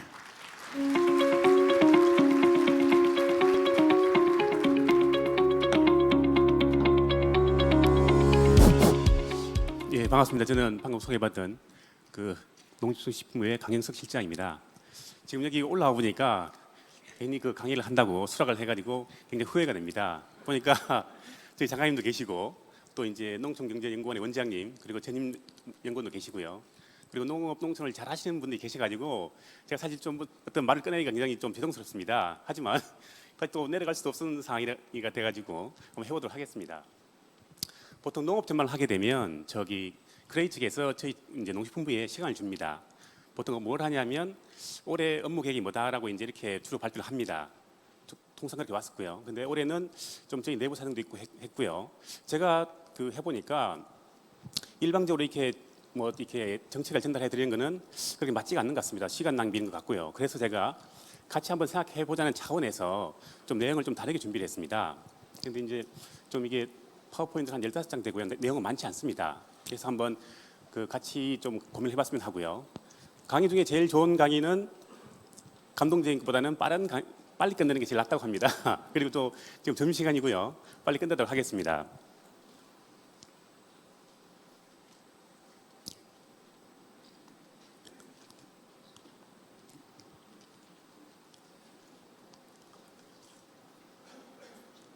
네?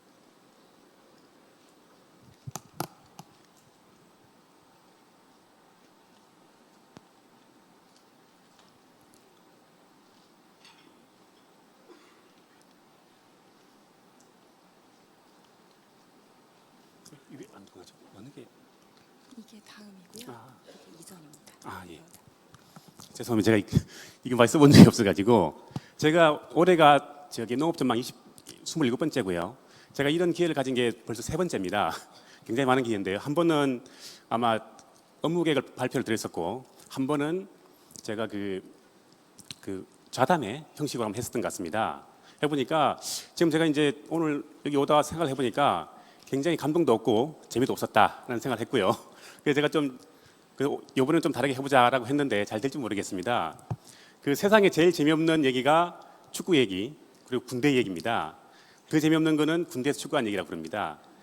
그거랑 비슷한 게 아마 공무원이 정책 강의하는 강의 그게 아마 제일 재미없다고 합니다. 그래서 좀 이런 걸 좀 해보기 위해서 좀 앞에 2번 강의와는 좀 다른 내용도 다르고요. 좀 다른 분위기에 좀 진행을 해보겠습니다. 지금 여기 보면 대내외 환경 변화와 동향을 분석 전망하여 정부기관 등의 합리적 의사 결정을 지원한다는 게 이번 저기 농업 전망의 아마 목적인 것 같습니다. 이거는 내부 자료였고요. 근데 제가 이제 생각을 해보니까 도대체 합리적인 게 뭘까라는 걸 생각을 해봤습니다. 그렇다면 농업 전망을 토대로 오늘 소득이 이렇게 바뀌는구나, 사회 두수가 늘어나는구나 해서 합리적 의사 결정을 했습니다. 그랬더니 그럼 과연 이게 합리적인가 하는 생각을 해봤습니다. 예를 들면 그런 말이 있습니다. 일찍 일어나는 새가 벌레를 빨리 잡는다고 해서 새들이 전부 아침 일찍 일어나면 과연 그 새들이 전부 다 음식을 벌레를 잡겠느냐 하는 겁니다. 아마 가보면 새들끼리 싸움이 나서 아마 반 정도는 벌레를 못 먹고 또 반 정도는 아마 먹을 수 있을 건데요. 오히려 이런 걸 보고 경제학적으로는 합리성의 역설이라고 합니다. 오히려 합리적인 게 비합리적인 게 되는 그리고 비합리적인 게 합리적이 되는 이런 그게 되고요. 그래서 이때 정부는 그럼 도대체 뭘 해야 되는가? 정부는 역할을 하긴 해야겠죠. 그래서 이런 걸 방지하기 위해서 정부는 뭘 해야 될 것인지, 이런 걸 방지할 수 있는 좋은 정책이나 가버넌스의 구조는 뭔지에 대해서 제가 조금 사례를 들어가면서 약간 좀 설명을 좀 해드리겠습니다. 혹시 제일 우측에 있는 사진 다들 혹시 아시는 분 계신지 모르겠습니다. 저도 사실 저게 뭔지는 모릅니다. 제가 지금 자료를 만들다가 따왔는데 저게 뭐냐면 여기서 박물관이라고 가정을 하겠습니다. 박물관에 지금 새들이 날고 있습니다. 이걸 만들었던 이유는 어느 지역에 박물관이 하나 있었습니다. 근데 여기는 그 지역 내에서 이 박물관을 방문하기 위해서 사람들이 굉장히 많이 왔다고 합니다. 근데 그 지역 사람들은 이 사람도 방문하고 하니까 이 박물관을 잘 관리하고 깨끗하게 하려고 그랬다고 합니다. 그런데 어느 날 새들이 날아와가지고 계속 이제 똥을 싸는 겁니다. 그랬더니 방문하시는 분들이 굉장히 이제 좀 불편하고 시민들이 보기에도 이게 계속 이렇게 되면 앞으로 이게 박물관 사람들이 안 올 것이다 라고 생각을 한 겁니다. 그래서 이제 그 박물관의 그 관장이 자, 새똥을 치우자 그랬습니다. 이게 이제 제가 말씀드리는 문제의 시작입니다. 그러면 이 새똥을 치우는 거랑 농업농촌 문제를 해결하는 건 다른가? 라고 했을 때 여기 계신 분의 대부분은 그게 완전히 다르지 않냐? 새똥을 치우는 건 그냥 같이 치우면 될 거 아니냐? 그리고 농업농촌 문제, 특히 소멸이라든지 고령화, 인력 부족, 소득 감소, 질병 같은 문제는 굉장히 고차원적인 문제다. 그래서 둘은 비교할 수도 없다라고 아마 생각을 하실 겁니다. 근데 다르다면 이게 제가 이런 말씀 안 드리겠죠. 근데 제가 생각하는 거는 같지 않다는 생각입니다. 특히 이제 불확실성의 상황에서는 더 그렇습니다. 제가 사전을 찾아보니까 불확실한 상황이 뭐냐 했을 때 제일 위에 파란 글자 보이시죠? 확실하지 않다는 게 사전적인 의미였습니다. 그럼 확실한 게 뭐냐? 확실한 거는 반드시 일어난다는 게 확실하다고 합니다. 그러면 반드시 일어날 수도 있고 안 일어날 수도 있는 건 도대체 불확실한 건가? 이런 이제 문제가 생길 수 있는데요. 제가 볼 때는 크게 확실한 거, 위험한 거, 불확실한 거, 정보 부재입니다. 근데 저희들이 우리가 보통 생각할 때는 불확실한 거는 그럴 수도 있고 안 그럴 수도 있지 라고 생각해서 보통 위험한 거랑 그러니까 확률적으로 생각할 수 있는 위험한 거랑 비슷하고 생각합니다. 하지만 불확실성은 엄밀하게 좀 분석을 해보면 위험하고는 상황이 완전히 다릅니다. 사실 제일 우측에 있는 정보가 없는 정보 부재와 비슷합니다. 그러면 불확실한 거의 원인이 뭐냐라고 했을 때 말씀드렸듯이 정보가 없는 겁니다. 정보가 부족하거나 해석을 할 수 없거나 아니면 이 정보를 못 믿겠다는 게 있을 테고요. 우측에 보시면 복잡성입니다. 정보는 있는데 너무 복잡해서 이걸 어떻게 의사결정에 활용할 수가 없을 때 그때 이 불확실성이 문제가 됩니다. 제가 오늘 말씀드리려고 하는 것은 이 복잡성에 대한 문제입니다. 이제 좀 전에 아까 사례를 들었던 방식으로 넘어가서요. 실제로 이 새똥 치우기와 정책 문제는 대부분 비슷합니다. 자, 새가 있으면 이제 새똥이 있구나. 원인이 뭐지? 새구나. 그래서 그 문제를 해결해야지 하면서 새똥을 치우게 됩니다. 그럼 치우는 거는 뭐냐면 쉽습니다. 어디 시설팀에서 나가서 닦으면 됩니다. 너무 많다 그러면 직원들이 대청소를 하면 됩니다. 그리고 이게 너무 많아서 이제 더 이상 감당이 안 된다 그러면 아마 청소를 위탁하게 될 겁니다. 그러다가 이 새똥을 치우기는 만만치 않다 그러면 다시 원인으로 넘어가서 새를 쫓거나 아니면 거물을 치거나 아마 이제 쫓으려고 그럴 겁니다.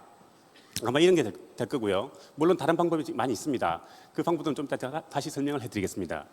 그리고 정책 농정 문제도 마찬가지입니다. 문제가 보이면 원인을 찾아서 대책을 만듭니다. 예를 들어서 재화나 서비스가 부족하구나. 그 원인이 뭘까? 시장 실패 문제겠지라고 생각을 합니다. 그러고 나서 이제 하는 게 뭐냐면 오히려 공공정책이 강화됩니다. 닦다가 안 되면 좀 더 많이 재원을 투입해서 청소를 하거나 아니면 청소를 위탁해서 좀 효율화시키는 그런 방향을 선택하게 됩니다. 그런데 계속 이렇게 하다 보면 과연 새똥을 완전히 치울 수 있을 것인가 하는 의문이 생깁니다. 실제로 근데 결과는 아닙니다. 새똥을 치우다 보니까 치우고 나니까 해결됐습니다. 좀 이따 다시 새똥이 생기고 치우고 해결되고 이런 게 계속 반복됩니다. 이렇게 되면 이게 이제 일반적인 업무 자체가 됩니다. 예전에는 부수적인 업무의 하나였는데 이건 일상화되면서 일 자체가 되고 이제 우리 업무의 하나로 이제 포함이 됩니다. 그러다 보니까 관성화되고 비효율성이 증가합니다. 계속 더 많은 자원을 투입해야 되고 그리고 이제 근본적 문제는 망각하게 됩니다. 왜냐하면 새똥 치운 데만 집중하다 보니까 그 밖의 원인들 뭘 해야 이제 없을 수 있는지에 대한 망각을 하면서 어떻게 하면 새똥을 효율적으로 치울까 하는 생각을 하게 됩니다. 마찬가지입니다. 의사결정을 해서 농산물 수급을 관리하니까 가격 문제가 생기고 가격 문제 생기니까 소득 문제 생기고 또 소득이 적으면 생산 기반이 어떻게 문제가 될 것 같고 그러다 보니 또 그런 상황이 생깁니다. 그래서 이런 게 쭉 반복이 되는데 사실 이 중에 경제학에 보면 재정학이죠. 차선의 이론이 있습니다. 어떤 최적의 상황에 도달하려고 할 때 어떤 하나의 조건이 만족 안 될 때와 여러 개가 안 될 때는 똑같은 상황 어느 게 낫다고 할 수 없다는 겁니다. 그래서 이런 문제들 중에서 5개라면 4개가 되는 것하고 2개가 해결되는 것하고는 사실 비슷하다는 얘기입니다. 그래서 결국 공무원들은 공직에서는 비효율성이 증가하게 되고요. 그래서 이런 정책들은 상쇄가 되고요. 오히려 정부가 이렇게 하게 되면 구축이 됩니다. 왜냐하면 정부 영역이 넓어지면 시장 영역이 자율적인 영역이 줄어들게 됩니다. 그렇다면 이 문제가 해결되지 않는 원인이 뭐냐는 겁니다. 아까 좀 전에 제가 복잡하다고 말씀드렸는데 저런 얘기가 있습니다. 단순한 것이 아름답다. 이건 아마 시집인 것 같은데요. 제가 알기로는 이런 말이 있습니다. 근데 과연 그러면 단순한 것이 아름답냐라는 겁니다. 제일 왼쪽에 보면 그림이 있습니다. 이거 설명을 하라고 하면 예술을 하시는 분들이 보면 색깔도 이쁘고 되게 아름답다. 뭔가를 잘 구현한 것 같다고 하실 거고요. 건축학자가 보면 굉장히 튼튼하다. 이거는 뭔가 각도라든지 구조 자체가 너무 튼튼해서 지진이 나도 아마 괜찮을 거다 하실 거고요. 철학을 하시는 분들이 보면 동양 철학이죠. 상당히 기가 느껴진다. 우리의 삶과 비슷하다 이렇게 얘기할 겁니다. 그리고 서양 철학자분들은 저게 실제로 있는 거냐? 있다는 걸 어떻게 할 수 있지? 왜 있어야 되지? 아마 이런 질문을 할 겁니다. 그래서 이런 사람들 다 묶어놓고 대화를 시키면 대화가 안 됩니다. 우리가 요새 통섭글에서 관점을 달리해서 보는 게 있는데 이 세 분을 그런 사람들을 오히려 모아놓으면 대화 자체가 안 돼서 나중에는 뭔 얘기 하는지도 모르는 그런 상황이 됩니다. 그러다 보니까 이제 우리가 이제 어떤 상황이 여기서 인류가 발견해낸 가장 좋은 이런 걸 없애기 위해서 하는 게 단순화시킨 겁니다. 그래서 보면 뭐 점이 있고 점이 몇 개, 20개가 있다. 선이 30개가 있고 까만 점도 있고 파란 점도 있네. 이렇게 해서 단순화시키고 1차원적으로 생각을 하게 됩니다. 그래서 실제로 보면 우리는 저렇게 살고 있는데 실제로 우리가 보는 세계는 이렇다는 얘기입니다. 아까 말씀드렸듯이 우리가 느끼는 것은 이렇게 느끼고 있습니다. 그래서 이제 혁신을 막 시작합니다. 혁신해야지. 그래서 왼쪽에 보시면 일반적인 저기 혁신 솔루션입니다. 공무원들이 하는. 그래서 내부 좀 개혁을 해보자. 조직을 바꾸고 좀 제도도 이제 개선하자. 그리고 새로운 기술이 있다. 기술 도입해서 좀 그 혁신을 해보자. 그리고 융복합. 그리고 공무원은 못 믿겠다. 해가지고 전문가라든지 정책을 외부에 개방합니다. 그리고 외부에 맡기기도 하고요. 그리고 이제 나오는 거는 공무원이 너무 비효율적이니까 경쟁적. 이게 되고 행정 자체가 관리적인 시각에서 행정을 보게 됩니다. 그리고 이 공공조직을 대체할 시장이라든지 기업을 이제 내세우게 됩니다. 우리가 흔히 말하는 신공공관리입니다. 그리고 규제. 공무원은 규제 때문에 존재한다. 그래서 규제를 없애버리면 더 나아질 거다. 이런 기법들이 많이 있습니다. 하지만 저렇게 한다고 해서 새똥을 치우겠느냐 하는 문제입니다. 그래서 제가 그 결과는 물론 새똥은 치울 수가 없습니다. 그래서 보면 이런 이유가 뭐냐면 우리 사고는 지금 박혀 있는 지식들을 토대로 너무 당연한 것으로 생각합니다. 아까 앞에 말씀드렸듯이 그 그림은 선과 선의 조합이다 이렇게 생각합니다. 이런 사고 자체를 벗어나지 않으면 실제로 새똥을 근본적으로 치우는 건 불가능합니다. 그래서 우리가 혁신하기 전에 필요한 건 뭐냐고 했을 때 불확실성 시대에서는 새로운 패러다임이 필요하다는 겁니다. 너무 안정적이고 규칙적으로 보면서 그런 시각이 아니라 전체로서의 다이내믹을 이해하지 못하면 절대로 문제를 해결할 수 없다는 겁니다. 우리가 부분을 보면 아까 그림을 보셨다시피 부분은 되게 단순합니다. 그리고 기계적으로 연결되었다고 보고 있고요. 되게 규칙적이에요. 각도라든지 이런 것.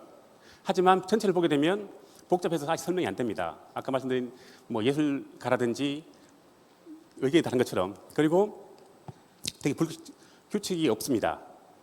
그래서 이런 상황인데 예를 들어 보면 농업을 볼 때 우리가 주로 경제적 측면에서 봅니다.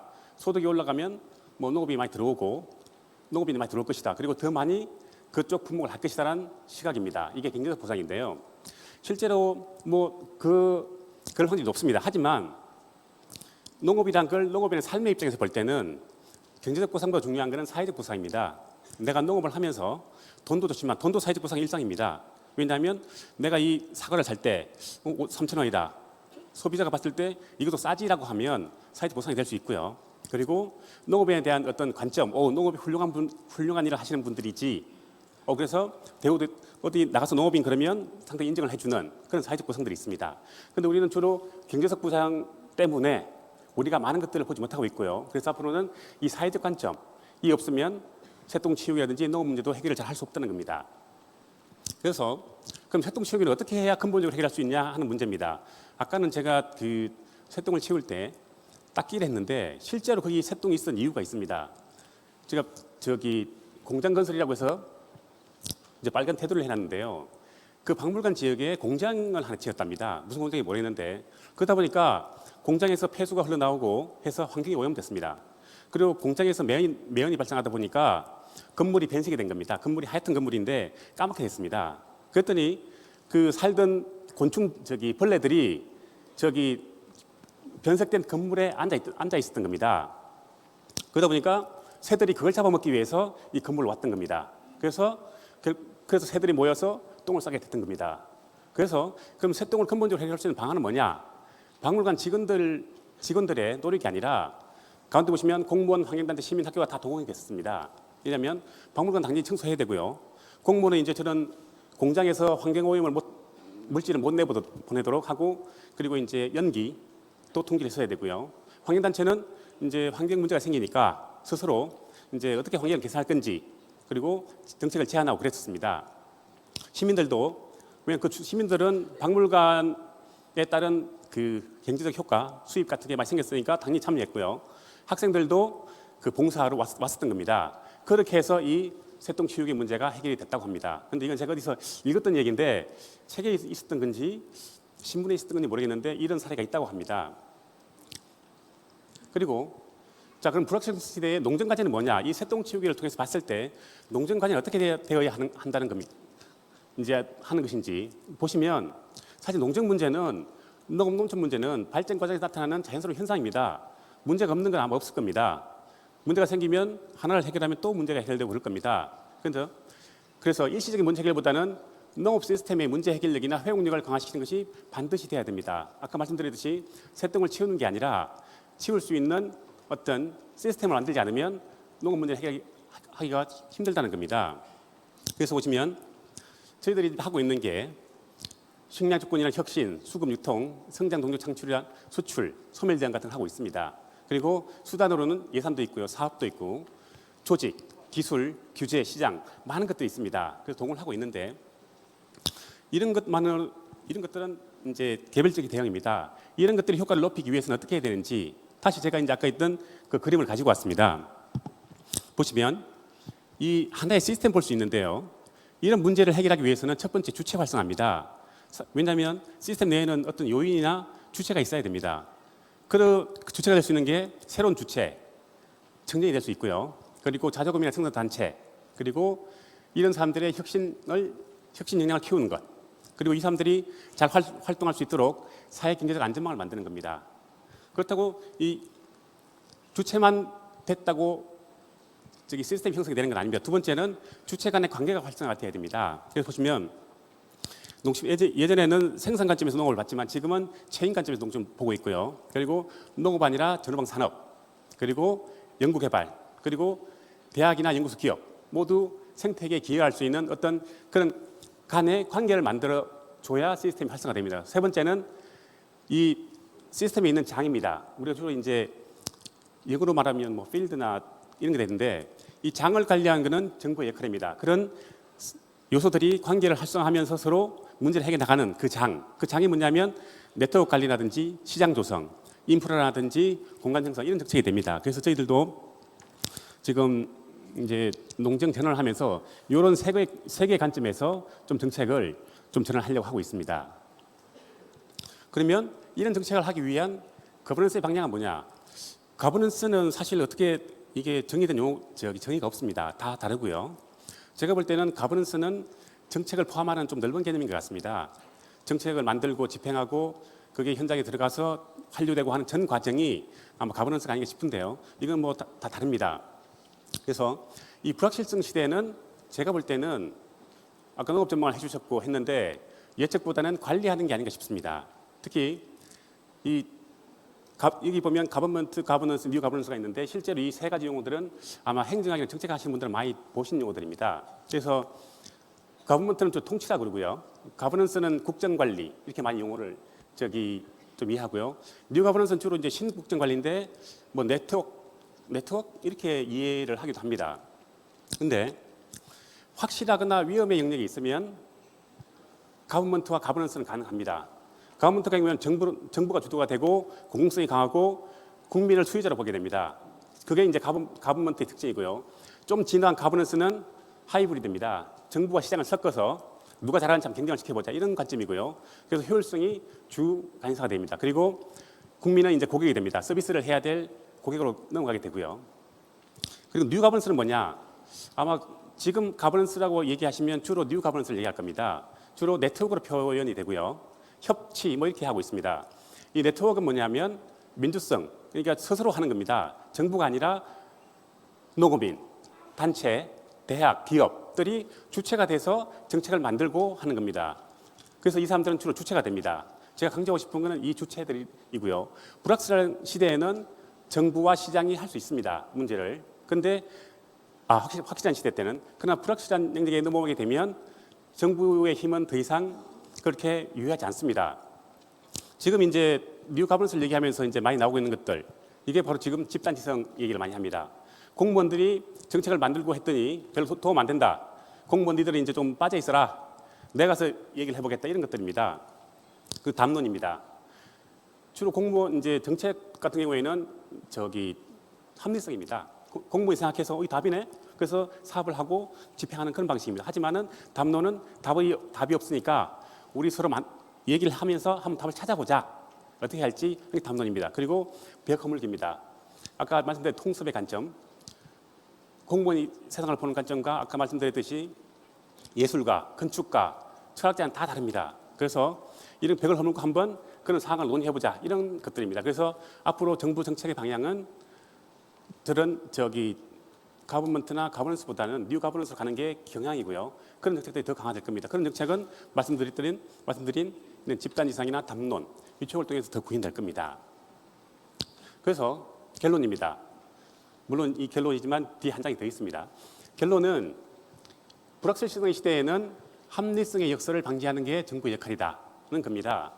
제가 꿀벌 얘기를 한번 들어보겠습니다. 꿀벌은 굉장히 사회성이 강한 곤충이라고 알려져 있습니다. 개미랑. 하지만 꿀벌은 제가 볼 때는 사회성이 강하지 않습니다. 꿀벌은 굉장히 분업적이고요. 뭐 일벌, 쑥벌, 여왕벌이 있고요. 그 집단 내에서 혹시 놀거나 좀 마음에 안 들면 물어 죽인다고 그럽니다. 그래서 별로 사회성 높은 것 같지는 않고요. 꿀벌들은 모여 삽니다. 모여 사는 게 사회성이 있기 때문에 그런 게 아니라 모여 살아야만 살 수 있기 때문입니다.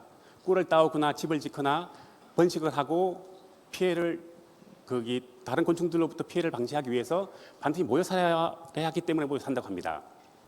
그러다 보면 이제 모여 살면서 또 다른 이제 특성이 나타나면 예를 들면 꿀벌이 이제 제일 천적인 말벌입니다. 말벌인데 1대1로 싸우는 거는 절대 말벌을 이길 수가 없습니다. 100마리를 갖다 놔도 못 이깁니다. 왜냐하면 말벌은 꿀벌에 침이 들어가지 않는다고 그럽니다. 그래서 대부분 다 죽는데 꿀벌이 말벌을 죽이는 방법이 어떻게 죽이냐면 많은 꿀벌이 와서 말벌을 둘러싼다고 합니다. 그리고 날개짓을 해서 온도를 높인다고 그럽니다. 그러면 온도가 높아져서 말벌은 쉽게 말하면 더워서 타진 않지만 더워 죽는 그렇게 한다고 합니다. 개별적으로 만들어 놓으면 절대 개별적으로는 이길 수가 없습니다. 그리고 세 번째는 꿀벌은 되게 학습력이 되게 강하다고 그럽니다. 조직에 같이 살면서. 영국의 어느 대학에서 실험을 했는데 좀 손바닥만한 그 상자에 어떤 벽에다가 구멍을 뚫어놨습니다. 거기다가 조그만 공이라고 보면 너무 큰데 조그만 공을 주면서 이걸 그 구멍에 넣으면 꿀을 주는 겁니다. 이 벌한테. 근데 첫 꿀벌들은 굉장히 헤맸다고 그럽니다. 막 잘 넣지도 못하고 내가 이걸 왜 넣어야 되는지 뭐 그런 생각도 했겠죠. 그런데 옆에 놀던 그 꿀벌을 거기다 갖다 놓으니까 보고 배운 겁니다. 어떻게 해야 이게 공을 넣을 수 있고 이 벌들이 그 꿀을 먹는 건지. 그래서 갈수록 이들이 그 집단 생활을 하면서 진화가 된 겁니다. 그래서 그 다음부터는 더 쉬워져서 꿀벌들이 쉽게 했다고 합니다. 제가 이 말씀을 드린 이유는 관계 형성입니다. 아까 말씀드렸듯이 지금 농업인들 우리가 볼 때 우리 농업의 문제가 뭐냐, 발전하지 못하는 문제가 뭐냐 할 때 아마 규모가 적거나 고령화가 돼서라고 생각할 겁니다. 맞습니다. 맞습니다. 하지만 그건 제약 조건이지 문제의 근본적인 원인이 아니란 겁니다. 꿀벌 보시면 혼자서 사람은 살 수 있지만 꿀벌은 못 삽니다. 그래서 관계 형성되는 정책이 반드시 필요하고요. 두 번째는 꿀벌이 말벌 죽이듯이 이 집단이 형성이 되면 그 집단 내에서 새로운 능력들이 생깁니다. 그리고 그런 능력이 생기다 보면 이제는 어떤 문제가 일어나도 스스로 해결해 나가는 그런 능력이 생깁니다. 그래서 저희들은 관계 형성이나 창발성이나 잘 조직하는 이런 기능들을 좀 강화할 계획입니다. 그래서 중간에 수급 문제 보시면 지금 예를 들어 문제가 생긴다. 계약 재배에서 물건 가격이 높이면 풀고 또 예를 들어서 가격이 낮다. 그럼 다시 또 이제 걷어들이는 이런 정책을 하고 있습니다. 그게 지금 있는데 실제로 가장 근본적인 정책은 단체입니다. 자조금이라든지 생산 단체를 만들어야 되고요. 전력 경영체라든지 해서 관계를 형성하는 게 가장 우선되지 않으면 그런 정책은 효과가 없다는 거고요. 두 번째는 이렇게 되게 되면 이 단체 내에서는 스스로 규제를 하게 됩니다. 프랑스가 그럴 것 같은데요. 자기들이 단체를 만들어서 스스로 규제를 합니다. 규제를 하는 것은 자기들이 그런 법적 권한을 받아서 때문이기도 하고요. 그게 제일 낫다는 걸 알기 때문입니다. 그래서 자율 규제를 하면서 환경 시장을 대응을 해 나갑니다. 그리고 나중에는 이 조직에 있는 그 꿀벌이 배우듯이 실제로 다원화되고 분화돼서 새로운 또 하나의 조직을 만드는 그런 방식으로 진화를 해 나가게 됩니다. 그래서 관계가 형성이 되면 생태 기능이 높아지고요. 창발성이 되면 대응성이 높아집니다. 어떤 문제가 생길 때. 그리고 자율주체가 되면 문제 해결력이 높아집니다. 그래서 이런 정책들이 비합리성의 역설을 방지할 수 있는 그런 정책이 될 거라고 생각합니다. 마무리입니다. 제가 지금까지 쭉 말씀을 드렸는데 정부 그러면 아마 그럴 겁니다. 야, 문제 생겼네, 빨리 문제 해결해, 그리고 사업이나 돈을 달라고 할 겁니다. 근데 실제로 정부는 그렇게 영어 보시면 그렇게 전지전능한 존재가 아닙니다. 정부는 정책을 하는 주체지 문제를 해결할 수 있는 근본적인 능력을 가진 사람들이 아니란 겁니다. 공무원들도 그 중에 하나입니다. 하지만 정부는 뭐가 되냐? 실제로 공개되어 있는 문제를 해결하기 위한 플랫폼입니다. 예를 들어서 어느 단체에서 사람들 모여라 그러면 잘 안 올 겁니다. 근데 정부에서 오십시오라고 하면 모든 사람들이 다 옵니다. 그게 플랫폼을 만들 수 있는 가장 쉬운 조건이 여기 정부에 형성이 되어 있습니다. 이 정부가 사업을 만들어서 돈을 해서 해결하는 것은 진짜 새똥을 닦는 거에 불과합니다. 문제적으로 근본적으로 해결하기 위해서는 자율성, 스스로 의지를 하는 게 아니라 자율성이 되어야 되고요. 책임성이 있어야 됩니다. 이 책임성 공무원도 있지만 농업인이라든지 관련 기관 다 해야 되고요. 그리고 책임성을 가지고 공감을 하고 관계를 만들어야 되고요. 협력하고 배려를 하면 할 때 이런 개방된 문제 해결 플랫폼으로서의 기능을 할 수 있을 겁니다. 결론을 말씀드리면 저희들이 정책을 많이 합니다. 그런데 그 정책의 전제 조건은 정책에 성공할 수 있는 전제 조건은 정책이 잘 되는 게 아닙니다. 이런 관계, 창발성 이런 것들이 만들어져야만 정책이 모두 성공할 수 있습니다. 농업 전망도 좋습니다. 전망에 따라 행동을 해야 됩니다만은 제일 우선시해야 할 것은 문제 해결 주체는 정부가 아닙니다. 모든 사람이 주체가 돼야 되고요. 앞으로 정부는 모든 관계되는 사람들 중에 한 원입니다. 원. 그래서 지금까지는 정부가 문제를 해결하기 위해서 대안을 제시했지만 앞으로는 내가 문제 해결책을 가지고 정부한테는 정부가 가진 것은 돈과 규제입니다. 정부한테 가서 돈을 내놔라, 시장을 이렇게 만들라고 할 때만이 우리가 가진 농정 문제를 근본적으로 해결할 수 있다는 그런 개념입니다. 그래서 앞으로 이 많은 분들이 모이셨으니까 좀 이런 걸 좀 관심을 가지셔서 정부가 문제를 해결하는 게 아니라 내가 내 문제를 해결해야 된다. 그 장이 어디냐? 이 정부입니다. 정부는 말씀드렸듯이 돈이 있습니다. 그래서 모두가 문제 해결하는 그런 주체가 될 때 우리 농정 문제는 해결할 수 있고 또 다른 문제가 나오더라도 대응할 수 있고 그런 힘이 더 생겨날 거라고 생각합니다. 그래서 모든 분들이 좀 정부도 물론 하겠지만 그런 좀 책임감, 의무 그런 걸 가지시고 좀 저희랑 협력을 정부와 협력, 농업인 간의 협력을 좀 잘 해줬으면 합니다. 예, 이상으로 발표를 마치겠습니다.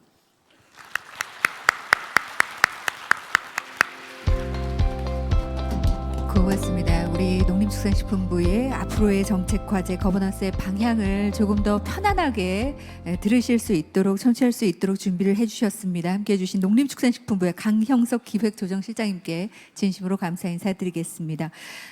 여러분과 함께 이렇게 긴 시간 2024 농업전망 함께하고 있습니다.